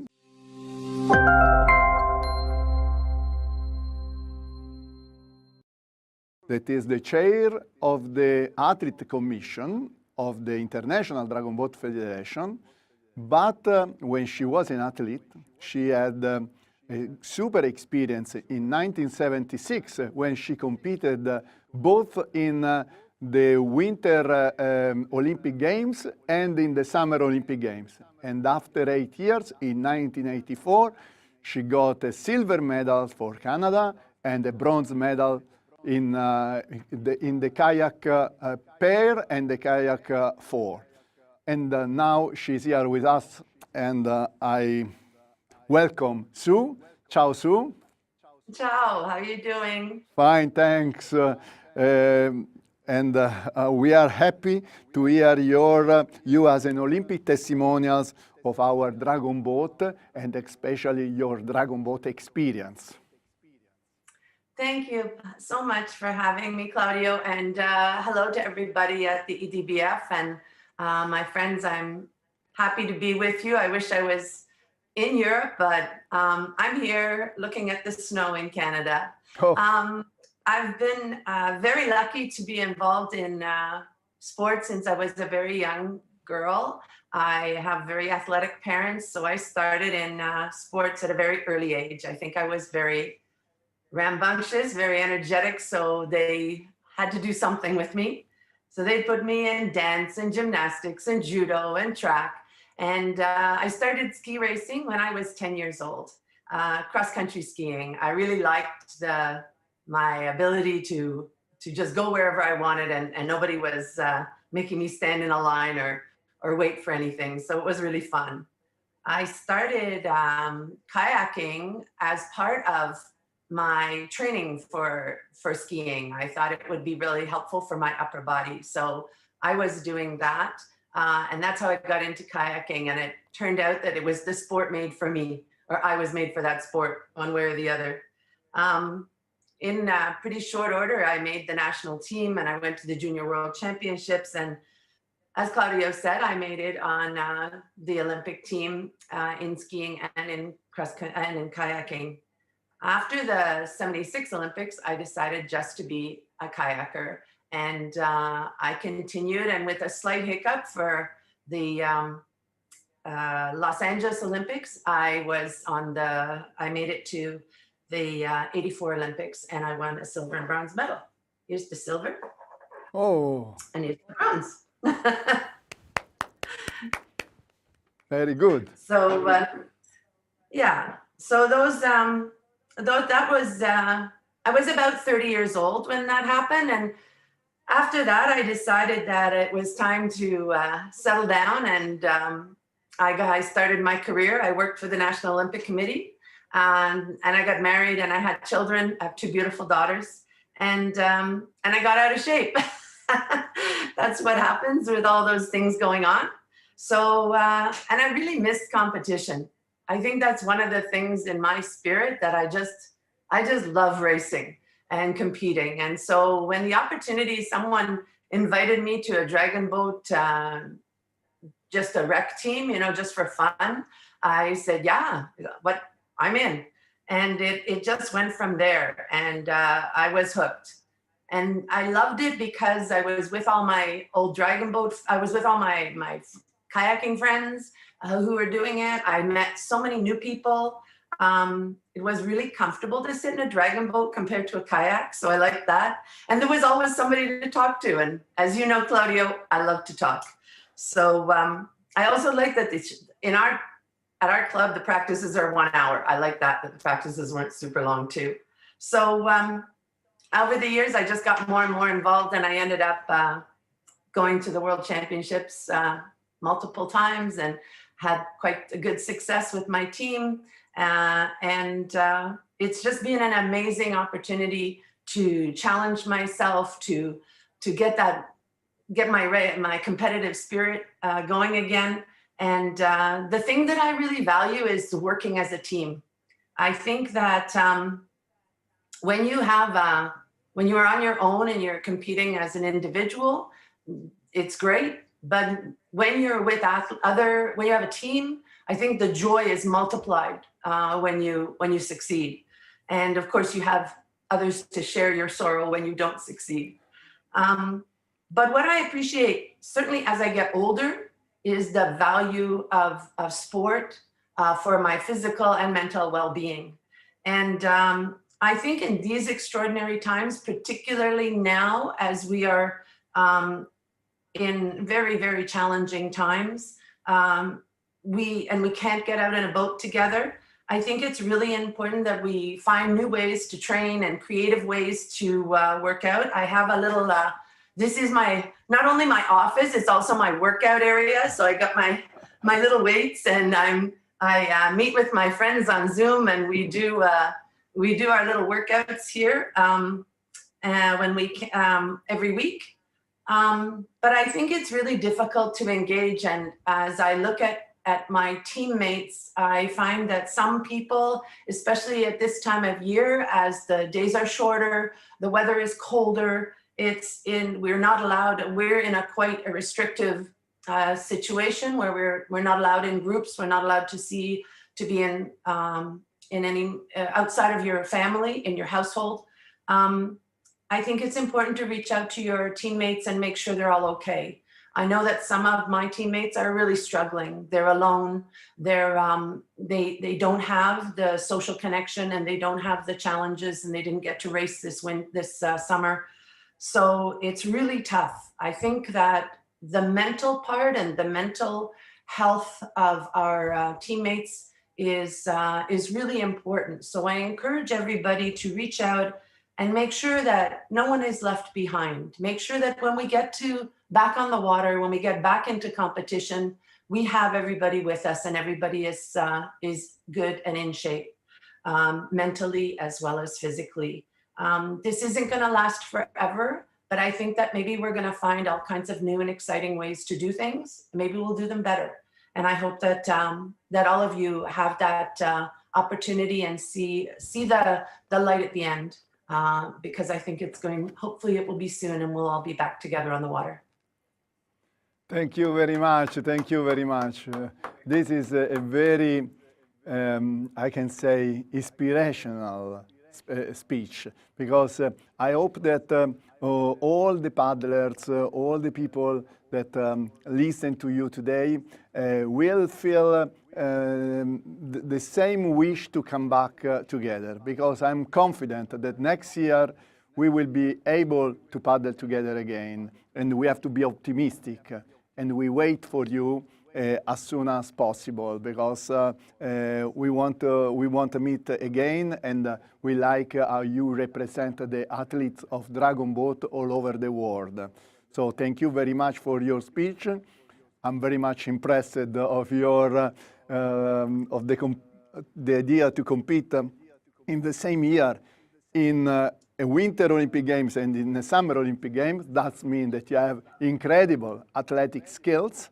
And for this reason, after you was a medalist at the Olympic, and you was a strong Dragon Boat paddler. Thank you for your for sharing with us your experience, and I hope to see you soon at the next World Championship in Hong Kong next year in 2021. I'm sure you will be there. I look forward to it, Claudio. Yes. Thank you, and say hello to all our Canadian friends and paddlers. They are really one of the most important Dragon Boat schools in the world. So, good. See you soon. See you soon, Claudio, and everybody at the EDBF. Thank you very much, Sue, for your speech. And now it is the time to go to another session, a panel session, a round table, together with our guest. It is the time to speak about management and development, crisis and governance.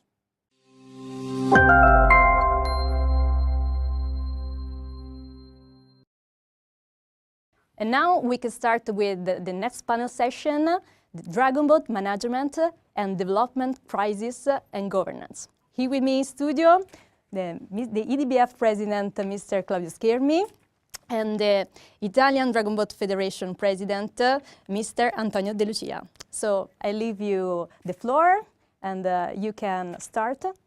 Thank you very much, Michela. Thank you very much, Michela.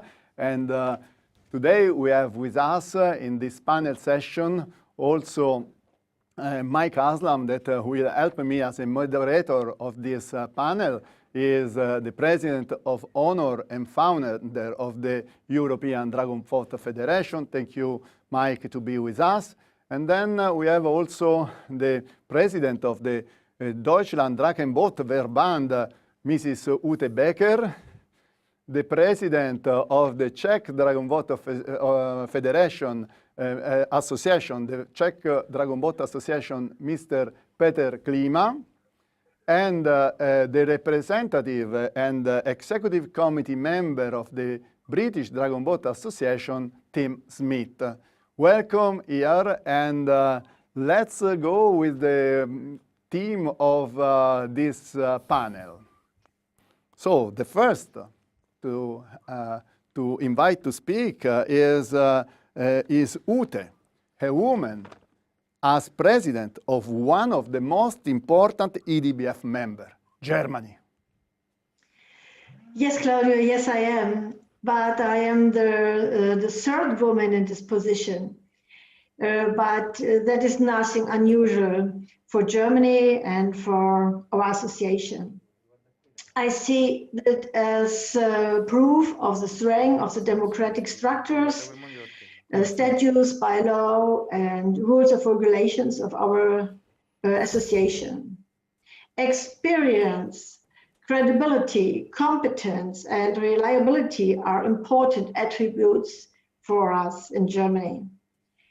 The members choose candidates who represent their interests and are highly committed to the development of the Dragon Boat Federation. The fact that I have been able to perform this task more than 5 years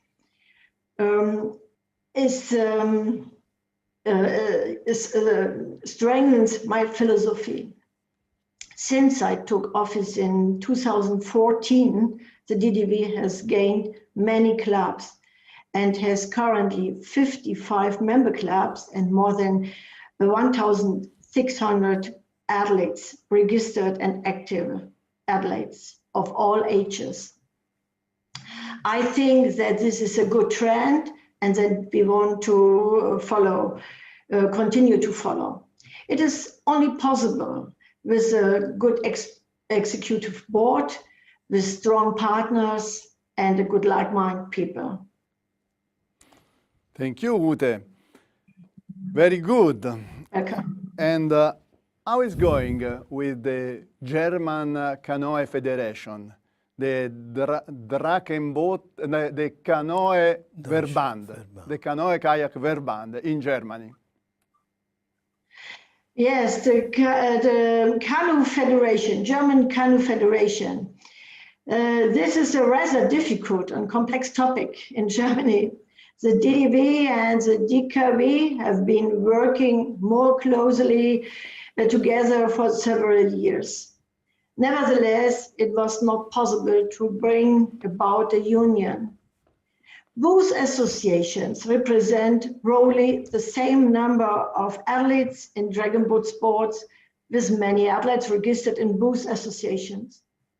Since 2012, there have been joint German championships, and there is also close cooperation with the national team. This is a joint team in the youth sector, and this contribution contributes to the fact that we can even take part in international championships with the junior teams in all categories and with strong teams. Despite the cooperation and the good development in Germany, the German Canoe Association does not recognize international developments and decisions from IDBF or IMSA. And this can be seen in the fact that the official recognition of the DDV by the German Olympic Sports Confederation is still due, as the German Canoe Association has prevented it. I still have the hope that something can change within the next 2 years. The designated new ICF president, Thomas Konietzko, I can say it is a friend from me. We know us very long time. He has emphasized several times in the past few years that he is interested in solving this issue. We had a lot of good conversations here in Germany with this goal. We are more than ready to be a competent, we, the German Dragon Boat Federation, we are more than ready to be a competent and future-oriented representative for all German dragon boat athletes. And we will remind him of this again and again and demand his active participation in this solution. Thank you for this question. Thank you, Ute. A last question. What about the impact of this pandemic for dragon boat in Germany? Yeah, we have, for us, and I think it is for all athletes worldwide the same, a big problem. Nevertheless, we remain optimistic and try to find good alternatives to come together to make sports in other way. This year, our clubs had to limit or stop training several times. In the end, that means that we had to cancel our national championships. We felt the impact of the pandemic very strongly on the life of the association. One impact was that we had to postpone our annual general meeting of our members twice, and in the end even cancel it completely. We have now made all arrangements to catch up on this important meeting in spring 2021, also as an online meeting if it's necessary. For us, the board elections are on the agenda and other very important decisions that must be implemented in accordance with the law. In the coming week, next week, we will be the first online meeting with the members, at which we will provide initial information for the coming year and for the developments. In addition, our members will be able to direct their questions to the executive board to finally see each other again after such a long time, even if only on the monitor, is very important for all of us, especially from an emotional and for social perspective. Thank you very much, Ute. Mike, it is your time now to speak with our guests. Thank you, Claudio. Peter, perhaps you would update us on how things have been going in the Czech Republic, because you and I go back a long way to the formation of dragon boating in the Czech Republic, and it came from the festival side of the sport, as we now call it, and you've taken it from there to a federation and a well-established governing body, national governing body. I'm sure people will be interested to know how you did that. You must have had some problems along the way, I'm sure. But I think, you know, the Czech Republic Federation is a little bit different in the way it formed than the UK or Germany or even Italy. I don't think so today. Thank you very much, Mike. First of all, because you are the person who was a leader, who has ideas, and we did follow you. You're right that in Czech Republic there was a first event, Prague Dragon Boat Festival, that was year 1998. And then we started, that's fine, that's very nice activity with the paddle in hand. So it could be interesting also for other clubs and sport groups. So we managed the first national team. We were in Poznań 2002, then in Roma 2002, and then we started to explain to water Czech nation, that there is a dragon boating, and we established national cup, Czech national cup. Then we started the second level, like a Dragon Boat Grand Prix. And there is a last season, not the COVID season, but the 19 season, more than 600 clubs in a ranking for the national Dragon Boat Cup. So that's nice, and about 20,000 people in Czech Republic now is holding the paddle in Dragon Boat, and it's racing in events and competitions on all levels. So we, from the one team, started to big federation or association, and more people with the fun races are coming to the Dragon Boat family, and also the national team is quite wide. We have juniors, we have seniors, we have seniors over 60, so that's nice. So thank you, Mike, because you are guilty for this. I'm sure. Guilty in a nice way, but you're the guy that's done the majority of the work in the Czech Republic. I mean, that's impressive figures when you're talking about 20,000 paddlers taking part in your events. Leads me quite naturally, I guess, having listened to Uta and the joint championships that go on in Germany, your relationship with the Czech Canoe Federation, I believe, is very good and quite close. Yeah, you're right. Maybe one reason of this that I am a canoe paddler. I was starting with the paddle and on one knee, so I am a flat water canoe paddler. So all of my friends were doing this, and then the first crew was from the canoe paddlers. But the dragon boat activity in Czech Republic was established and widespread with the Dragon Boat Association. So Canoe Federation, it's because of the politics of ICF. It's how to say, and don't be rude, they show that they are also active, but they are not active finally. So everything what is important in Czech Republic about dragon boating, it's covered with the Dragon Boat Association, and we are diplomatically talking with the Canoe Federation, but they have a lot of with their canoe. So maybe if the communication between IDBF and ICF will be more clear will be also situation around the Europe and the world. So Czech Canoe Federation is acting as ICF Gederu, or that's the point.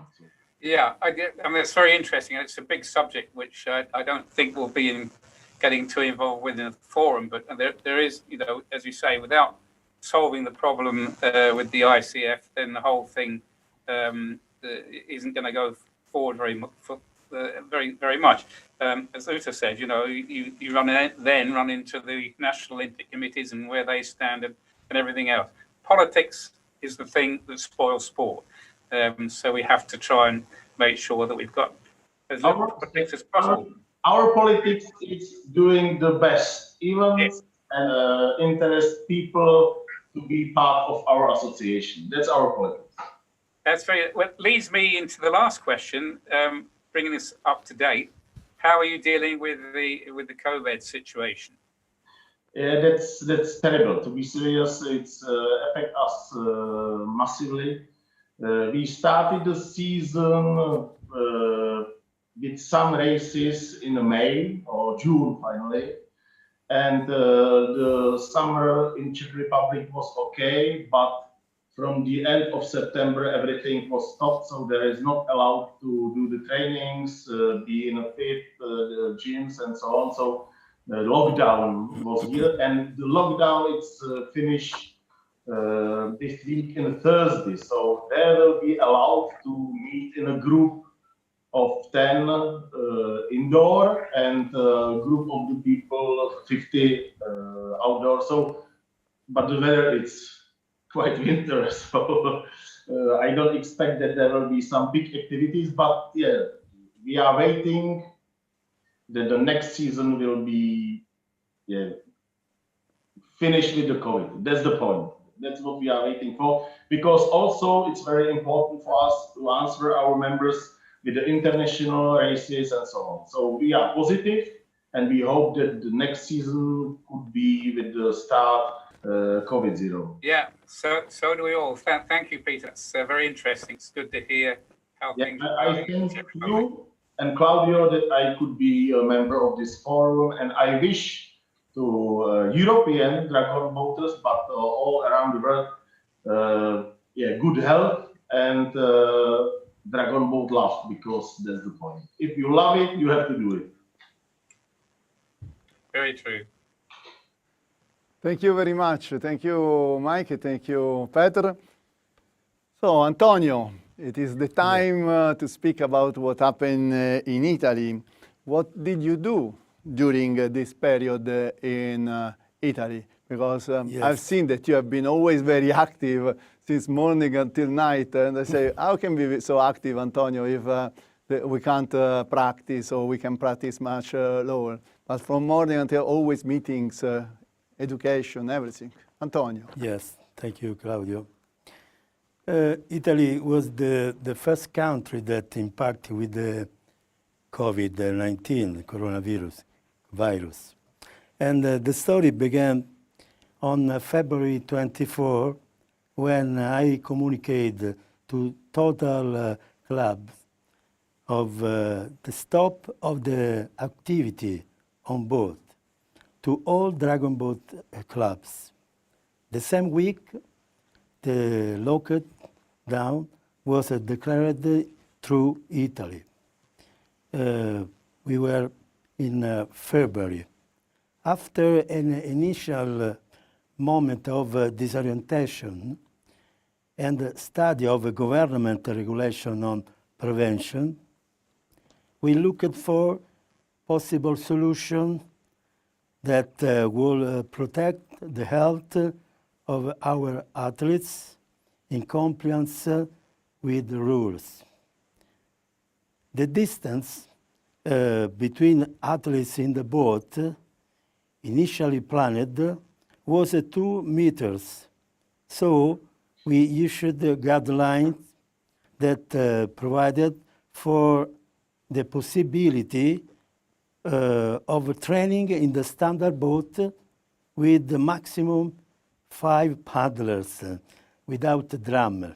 It's a complicated situation.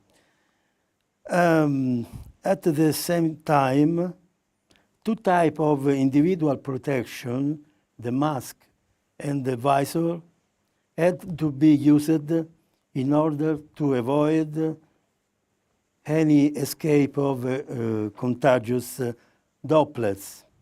You know, as the pandemic situation changed, we issued other guidelines adopting different configuration on the boat,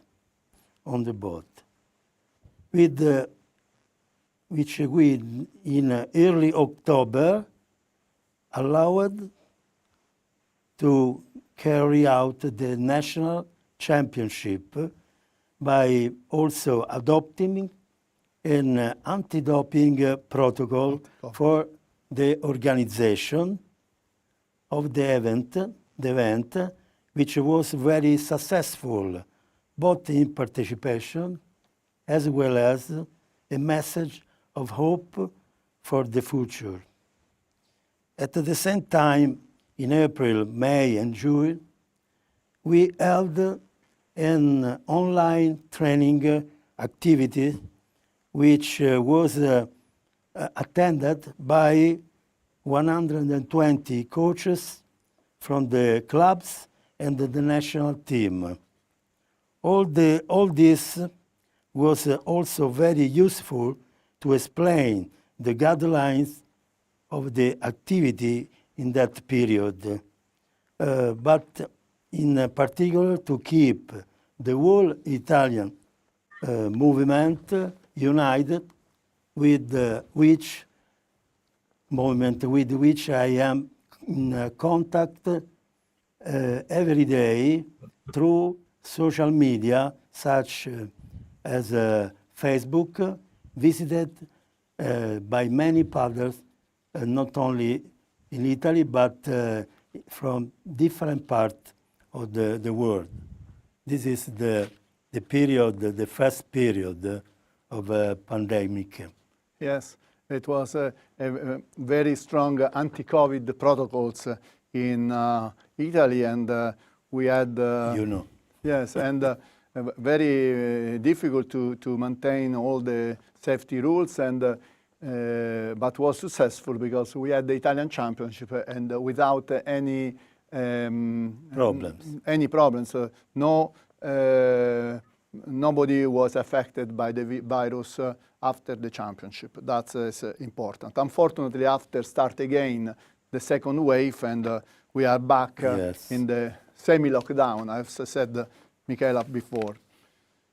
So, Antonio, Coming back to the Italian Canoe Federation, again, is a problem, one of the main problems of our sport, and that we are the governing body from the sport, recognized worldwide, but we have always to face that our work, our success is very interesting for others.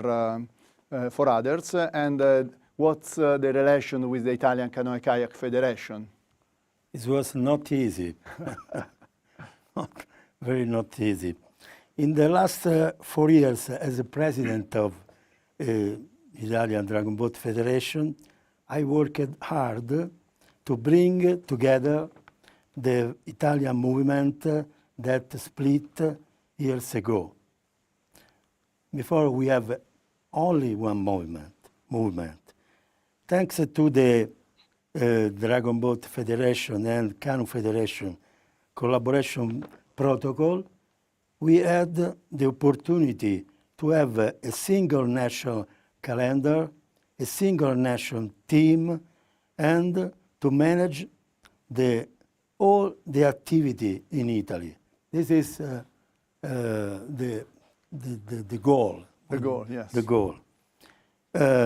Next December 28, the Dragonboat Federation will have its elective assembly for the renewal of the Federal Council, and it will be up to the new president to continue or not in that direction, provided that Canoe Federation confirm his interest to the protocol.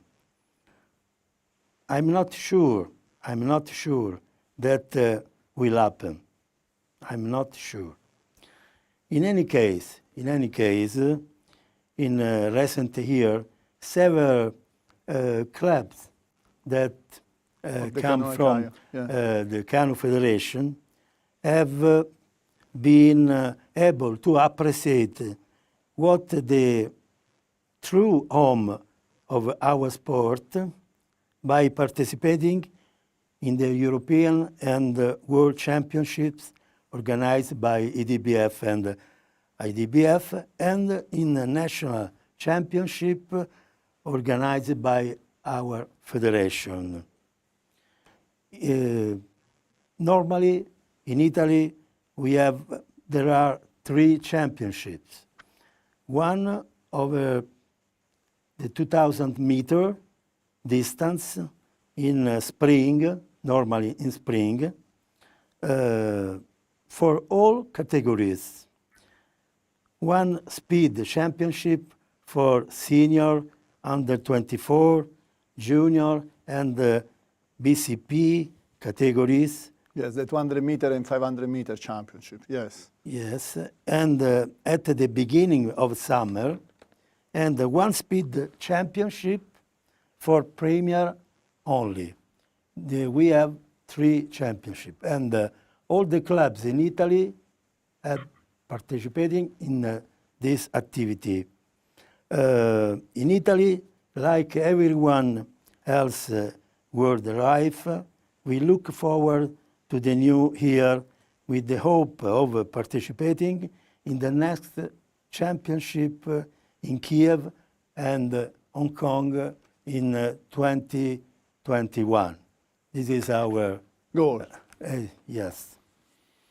Thank you very much, Antonio, for the efforts to have 3 championships during the year, making these education courses for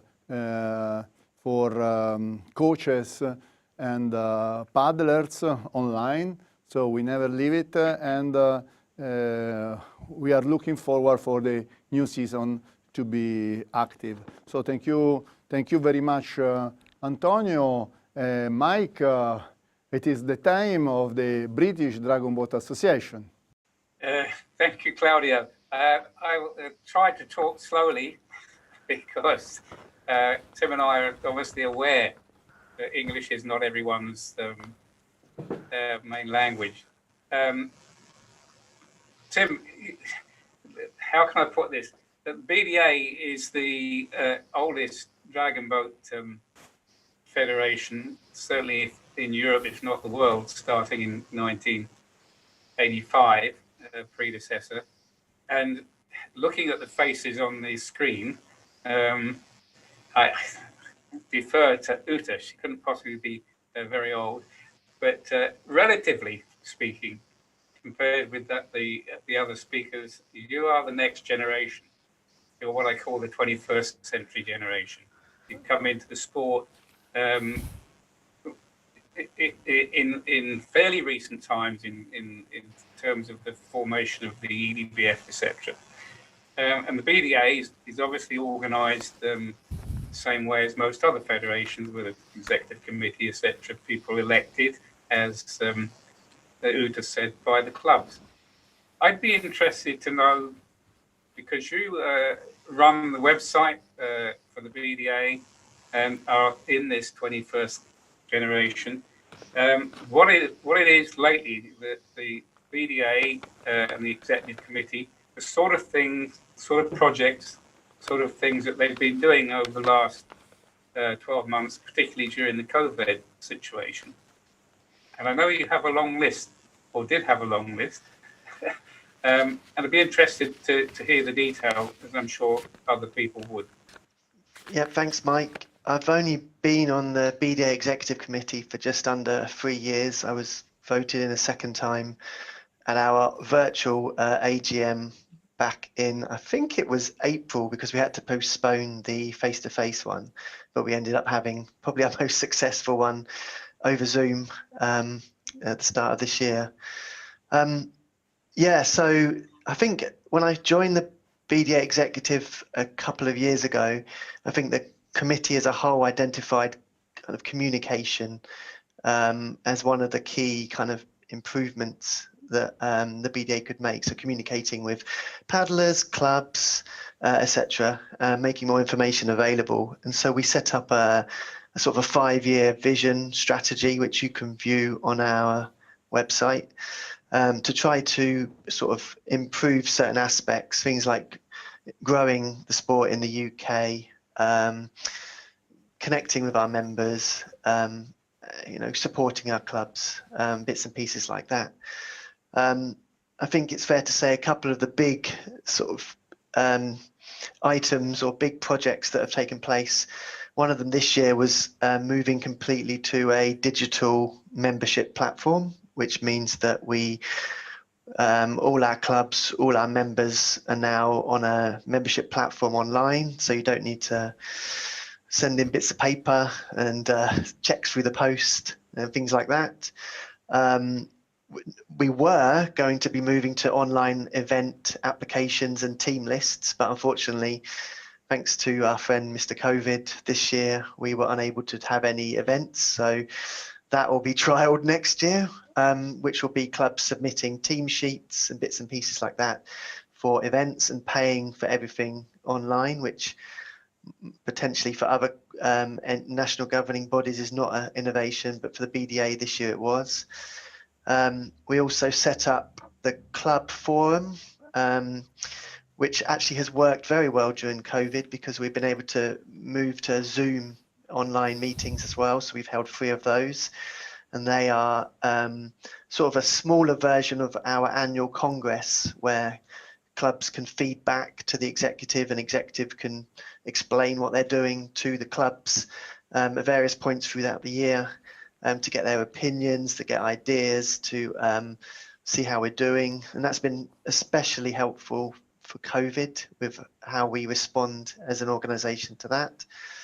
And I also think perhaps our whole strategy for COVID has been a big project this year, which has mainly been around setting up structure to ensure clubs are able to, if they want to, return to training in some form, through O1ing, or through our phases for training when the sort of UK government restrictions ended or started to end in July and then obviously reopened again in October. So most of the big projects this year have been around trying to connect our organisation with the clubs and paddlers that form the BDA as a whole, making sure that we're able to communicate with them, understanding them, know what sort of data we have, what sort of the makeup of our membership is, and then being able to communicate with them through things like Instagram, Facebook, Twitter, emails, things, bits and pieces like that. So those have been the main areas.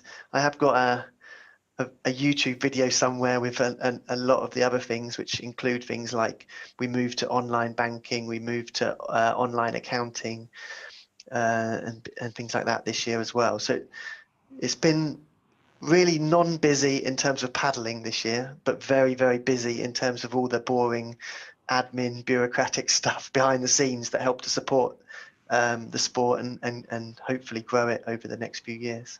That's very interesting.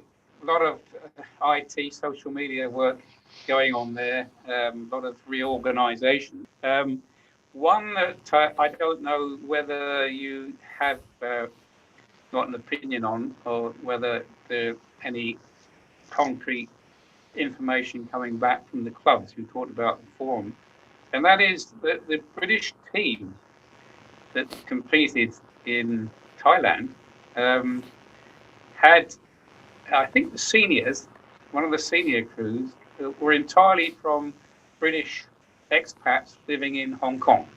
Mm-hmm. That involved selection and then training. Did that cause any problems in terms of the rest of the team? How was it done, and what was the feedback? To be honest with you, I don't have a lot of sort of say or feedback in terms of the GB team on the executive committee. I haven't had a lot of feedback. I know that sending a team to Hong Kong that was not made up of UK people from UK clubs did cause problems with the way it was communicated, but I'm not really involved too much in the governance of the GB team, so I don't want to comment too much on that. That's fair enough. It's an interesting development, I think, and I don't suppose that many other federations would be in that position, because obviously the British have had in the old days colonies everywhere, and still a lot of British people move around that Commonwealth, as it's now called. Okay. I think in terms of the GB teams, it's very good to have paddlers from all over the world competing with the GB team. The key part of it really is making sure that it's communicated. All the paddlers who are trialing to get into the GB team fully understand the sort of vision of what the GB team is trying to do. So I think that's mainly where the issue occurred before, where we had non-UK based paddlers competing in Hong Kong, and I think there was a semi-breakdown of communication there. But that's all I want to say. Okay. So the system is still there. It's been closed down.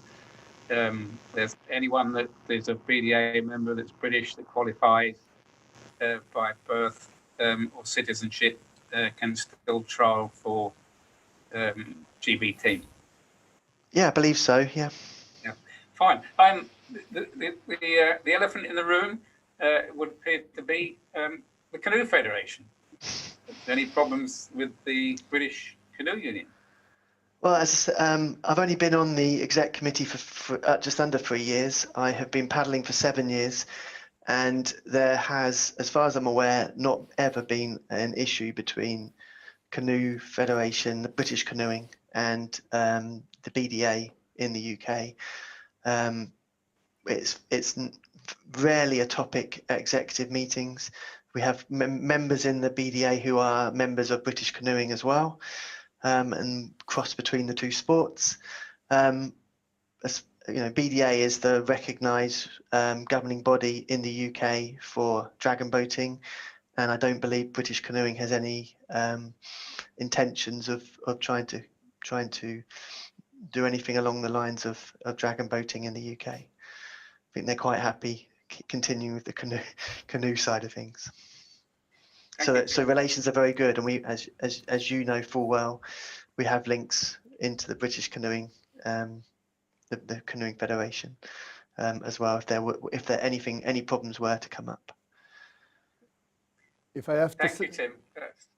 Mike, if I have to say also at the European level, between the European Dragon Boat Federation and the European Canoe Association, the president is from the president of the European Canoe Association is from GB, Mr. Wood, and there was not much interference at the European level. Different was at international, at world level, but at continental level there was not much interference during the last 20 years. So this is a good approach in Great Britain, where the Dragon Boat Federation is completely recognized as the governing body of the sport. Yeah, you're absolutely right, Claudio. Albert, my background's sprint canoeing. Albert is slalom, and we were both living in Nottingham at the same time as younger men. So Albert's a long-time friend, and when he was president of the BCU and I was chairman of the BDA, we came to an agreement about the whole thing. Went to a joint meeting with the Sports Council, and everyone agreed that dragon boating should be recognised as a separate sport from canoeing, and everybody was very happy with that. And I believe the BCU's constitution excludes the Canoe Federation from being involved in any other paddle sport that has been recognised by the sports councils in the UK. So it's very clear, no problems, and that, as Tim said, has been the case for probably over 20 years now. Yes, this is one of the messages of this forum, to reinforce the idea that about the identity of our sport and about the governance of our sport that should be independent but even if we are ready, like from the speech of all the guests here, to cooperate with the canoe federations all over, like sometimes we cooperate with the rowing federation, but as an independent sport and not as a discipline of another paddle sport. Our identity is important, our heritage is important, and we always are the witness with our championship of how much our federation is doing to develop our sport. So before we close, I ask to Mike Aslam a final quick update about SUP and AIMS. Yeah, thank you, Claudio. Very briefly, because it's a complicated subject, we've touched on politics in sport a bit earlier on. Two very political decisions that have come out lately. One is from the Court of Arbitration for Sport concerning the governance of stand-up paddling. There was a dispute between the ICF and the International Surfing Federation.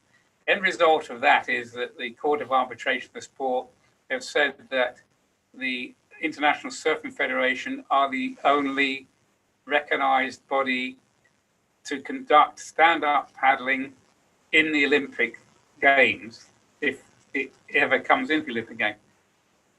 But they have also said that the ICF is perfectly entitled to continue organizing SUP events at all levels up to the Olympics. That's internationally, national, continental, or world championship level.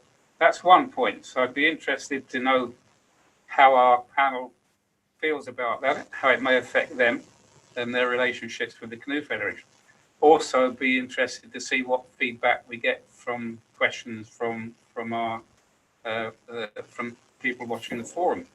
The second thing, which is a positive thing, is that the AIMS, and Stefan Fox has spoken to us about the AIMS, has recently been recognized, given full recognition by the IOC as a multi-sports organization, now part of the Olympic family, recognized as such.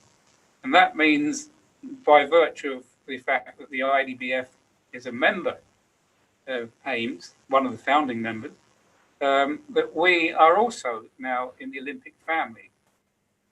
And the object of AIMS is to get all of its members recognized by the IOC as federations. So another interesting development that affects our members, because here, on one hand, we have a continuing problem with the ICF maybe. On the other hand, you can go to your own governments and Olympic committees and say, hey, look, you know, AIMS is fully recognized, been fully recognized by the IOC. We're a member. You should therefore be recognizing us at national level as the governing body for dragon boating and no other organization. So a couple of points to think about. So maybe we have to remember to our members that, and to all the paddlers, that we often speak about GAISF and about AIMS. GAISF is the Global Association of International Sport Federations with more than 120 members. And AIMS, Mike? Alliance, yes, the Alliance of independently recognized members of sport. Yes. So in short, they're the non-Olympic federations within GAIFs. And now we are recognized by IOC. This is very important. Yes, yes. And Very we're good. now also a partner within GAIFs, along with the Association of Summer Sports, Olympic Sports, Winter Olympic Sports, and the recognized federations. So we're now the fourth group recognized, fully partnered within GAIFs. Very good. Thank you very much, Mike, for all this, and thank you to all our representative of the Federation. Thank you. Thank you. May I take also the opportunity to invite Tim, that I didn't know he had this skill, to contact Michela, and I asked to Michela to contact Tim, because I would like if Tim will join also the Marketing and Media Commission of the European Dragon Boat Federation, because what he said is very, very interesting, and we need people with your skills to be part of our Continental Federation. You ask me when it's on the recording. I can't really say no, can I? No, you can't say no. You will be contacted. I will write to you and Michela. She's here out of the scene, but I have to thank Michela, because if we are here, is also because for her experience and, or her fantasy to bring this forum in this format together with me and discussing how to make it different. We finally found this way, and I hope everybody is satisfied now that we are going to the end.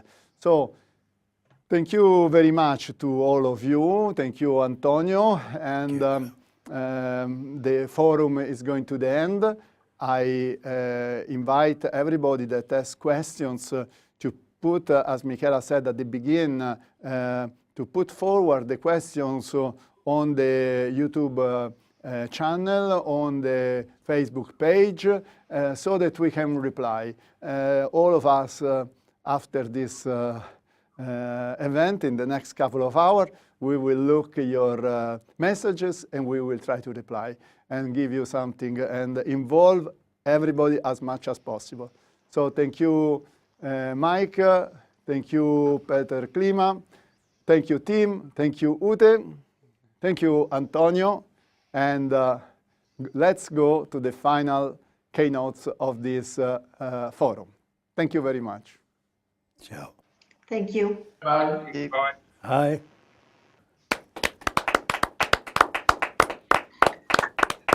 Bravo. Thank you. Bravo. So we are finally going to finish this 2020 IDBF Forum.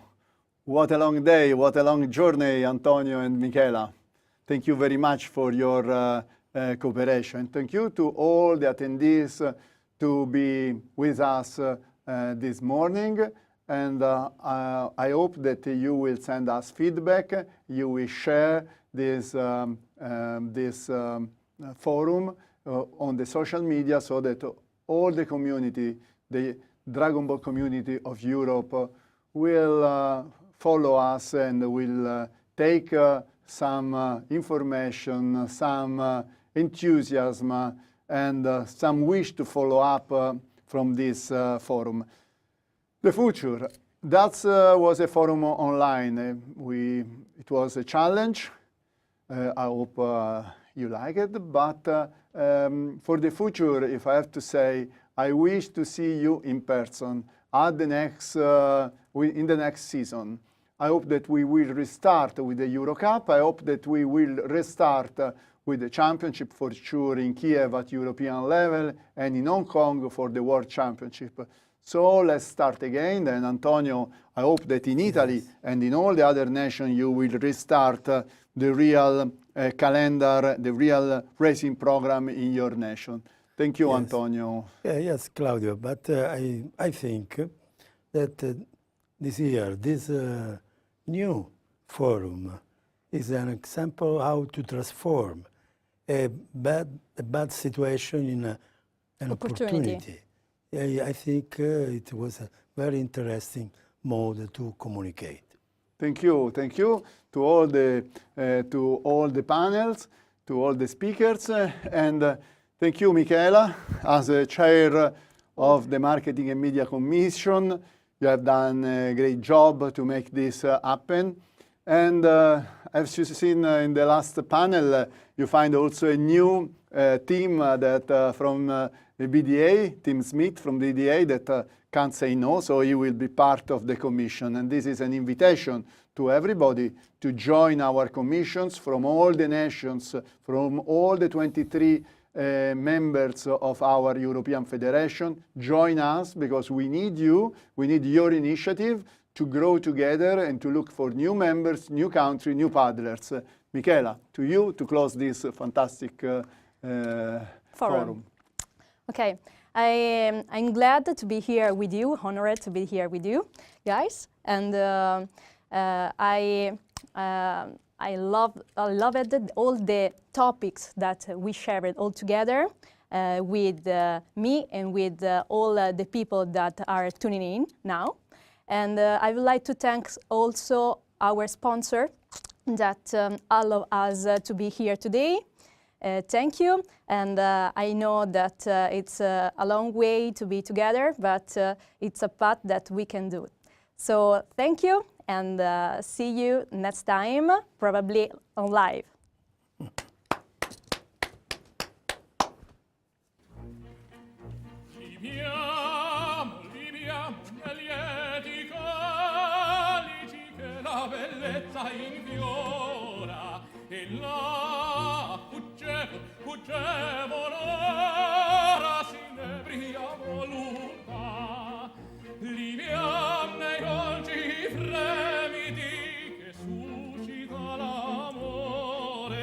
Poiché quell'occhio al cuore onnipotente va.